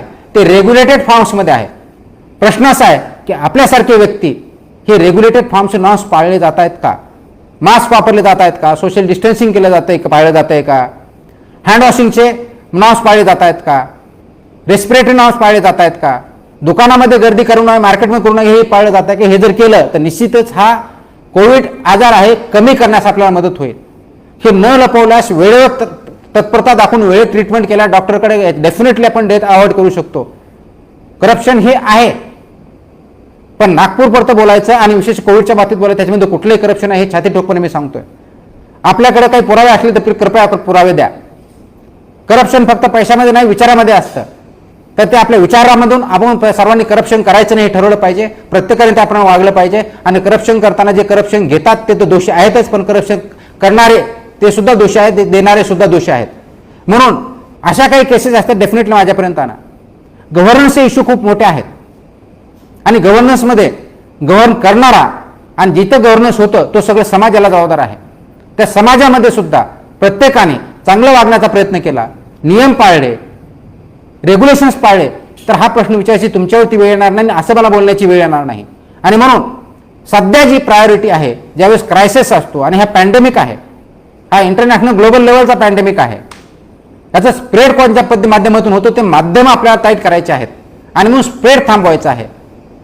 आपल्याला इम्युनिटी वाढली, आपल्यामध्ये पॅन्डेमिकची लस आली तर निश्चितच सगळं ओपन होईल. परंतु तोपर्यंत आपल्याला रेग्युलेटेड फॉर्ममध्ये हे अवॉइड करायचे, डेथ अवॉइड करायचे, म्हणून हे मेजर्स आहेत. आणि म्हणून मिशन बिगिन अगेन सुद्धा केलेलं आहे. पराच्या कावा करण्याची शासनाला, प्रशासनाला किंवा समाजाला कोणालाच गरज नाही आहे. गरज आहे ती एकोप्याने लढण्याची. कशाही गोष्टीचा विनाकारण बागुलबुवा न करता त्याचं तथ्य जाणून घेण्याची आणि सगळ्यांनी नियम पाळण्याची. आज मी जसं सांगितलं की तंबाखू खाण्याचं प्रमाण वाढलंय, घातक आहे, कोविडलाही आहे आणि अदरवाईज आहे. नागपूर सारखं शहर महाराष्ट्रामधलं कॅन्सरची कॅपिटल म्हणलं जातं, कारण तिथं तंबाखू आणि खर्रा हे सर्रास खाल्लं जातं आणि त्याच्यामधून हा स्प्रेड जास्त होतोय. त्यासाठी माझ्या लेवलला सुद्धा दंड लावणं चालू केलंय. आता अपेक्षा जर असेल की प्रत्येक ठिकाणी पोलीस राजसारखं प्रत्येक माणसाच्या पाठीमागे एक पोलीस आणि त्याला दंड लावायला ठेवा, हे शक्य नाही. एका बाजूला जे रेग्युलेशन दिले जातात त्याला लायसन्स राज म्हणायचं, ते रूल आपला पाळायचं नाही, आणि दुसऱ्या बाजूला शासन काही काम करत नाही हेही म्हणायचं, शासनाने दिलेले निर्देशही पाळायचं नाही आणि आणखी ओपन करा हेही म्हणायचं. हे जे डबल स्टँडर्ड्स आहेत हे आपण बंद केले पाहिजेत, एकोप्याने लढलं पाहिजे आणि आपण पुढे गेलेलं आहे पाहिजे. म्हणून माझी विनंती आहे की आज आपण 5 महिने झाले या कोरोना वॉरशी खूप मोठा लढा देत आहोत. त्याच्यामध्ये लढा देणारे खूप मोठ्या प्रमाणावर त्याच्या बळी गेलेले आहेत, नागरिकांचे बळी गेलेले आहेत. हे जर टाळायचं असेल तर आपल्याला कोरोना समजून घेतला पाहिजे. आणि म्हणून ह्या माध्यमातून आपल्याशी मी अनेक वेळा चर्चा केली, आज परत केलेली आहे. गांभीर्य लक्षात घ्या, स्थिती गंभीर होत चाललेली आहे. आपल्या हाताबाहेर जाऊ द्यायची नाही, हाताबाहेर गेलेली नाही आहे आणि ती जाऊ द्यायची नाही. आणि म्हणूनच आपल्या सर्वांचं सहकार्य अपेक्षित आहे. आता सण चालू झालेले आहेत, आता गणपती फेस्टिवल चालू झालेला आहे, हा मोहरम येतो आहे, याच्यानंतर अनेक सण येणार आहेत. या सणामध्ये हे रेग्युलेशन आपण केलेले आहेत का, की सण साजरा करत असताना आपल्याला ह्या गोष्टी कॉम्प्रोमाइज करून चालणार नाही, आरोग्य कॉम्प्रोमाइज करून चालणार नाही, कोरोना कॉम्प्रोमाइज करून चालणार नाही. आणि म्हणून गणपती बाप्पा ज्यांच्या दृष्टिकोनातून ज्यांना आपण विघ्नहर्ता म्हणतो, आज आपल्याला सर्वांना स्वतःचा, कुटुंबाचा आणि समाजाचा विघ्नहर्ता बनण्याची वेळ आलेली आहे. ते दायित्व आपल्यावरती आहे. म्हणून सर्वांनी गर्दी न करता घरच्या घरी हे सण साजरे करा, कोविडचे नॉर्म पाळून करा. निश्चित आपण आनंदी राहाल, कुटुंब आनंदी राहील, समाज आनंदी राहील. म्हणून आज जी गरज आहे प्रत्येकानं योद्धा बनण्याची, विघ्नहर्ता बनण्याची, स्वतः लढण्याची आणि पराजय न स्वीकारण्याची, सहकार्य करण्याची, दुसऱ्यावर टीका न करता सहकार्य एकत्र करून या कोरोनाला आपण हद्दपार करूया. आणि कुठं जे मला कोणतरी बोलताना बोललं की अज्ञातवास गेले, मी अज्ञातवासात गेलेलो नाही. मी मिशन बिगिन नंतर दुकानं व्यवस्थितरित्या चालतंय की नाही, ऑड इव्हन आहे की नाही, रस्त्यावरती फिरलोय, दुकानात जाऊन दुकानदाराला समज दिली आहे, दंड लावले, हॉस्पिटलमध्ये ICU मध्ये जाऊन मी तपासणी केलेली आहे. कोणत्या गोष्टीची गरज आहे त्याचा दररोज आढावा घेऊन त्याच्यावरती उपाययोजना दररोजच्या दररोज केल्या जात आहे. बेडची कमतरता कुठे, डॉक्टरची कमतरता कुठे, स्टाफ कुठे, ह्या सर्व गोष्टीचा बघून त्याच्यावरती उपाययोजना केली जाते. CCCच्या बेडच्या बाबतीत केली जाते. ज्या ज्या ठिकाणी आपण कदाचित कधी कुठे गेलेला नसाल त्या ठिकाणी मी जाऊन आलेलो आहे. ते का, तर मी अज्ञातवासात नाही आहे, फ्रंटवरती आहे, काम करत आहे, माझी टीम पूर्णपणे काम करत आहे, त्याच्यामध्ये सर्वांना सगळं घेऊन जात आहे. अज्ञातवासात मला जायचं नाही आहे, मला कोरोनाला अज्ञातवासात पाठवायचं आहे. त्यासाठी मी लढत आहे, आपण लढत आहात. आपण सर्वजण मिळून या कोरोनाला कायमस्वरूपी अज्ञातवासात पाठवूया आणि आपली सणावळी योग्य प्रकारे पार पाडून आपली जबाबदारी जाणून घेऊन स्वतः, कुटुंब आणि समाजाचा विघ्नहर्ता बनवूया एवढीच अपेक्षा करतो. आपण सहकार्य कराल ही अपेक्षा ठेवतो आणि आजचा आपलं इंटरॅक्शन इथंच थांबवतो. नमस्कार.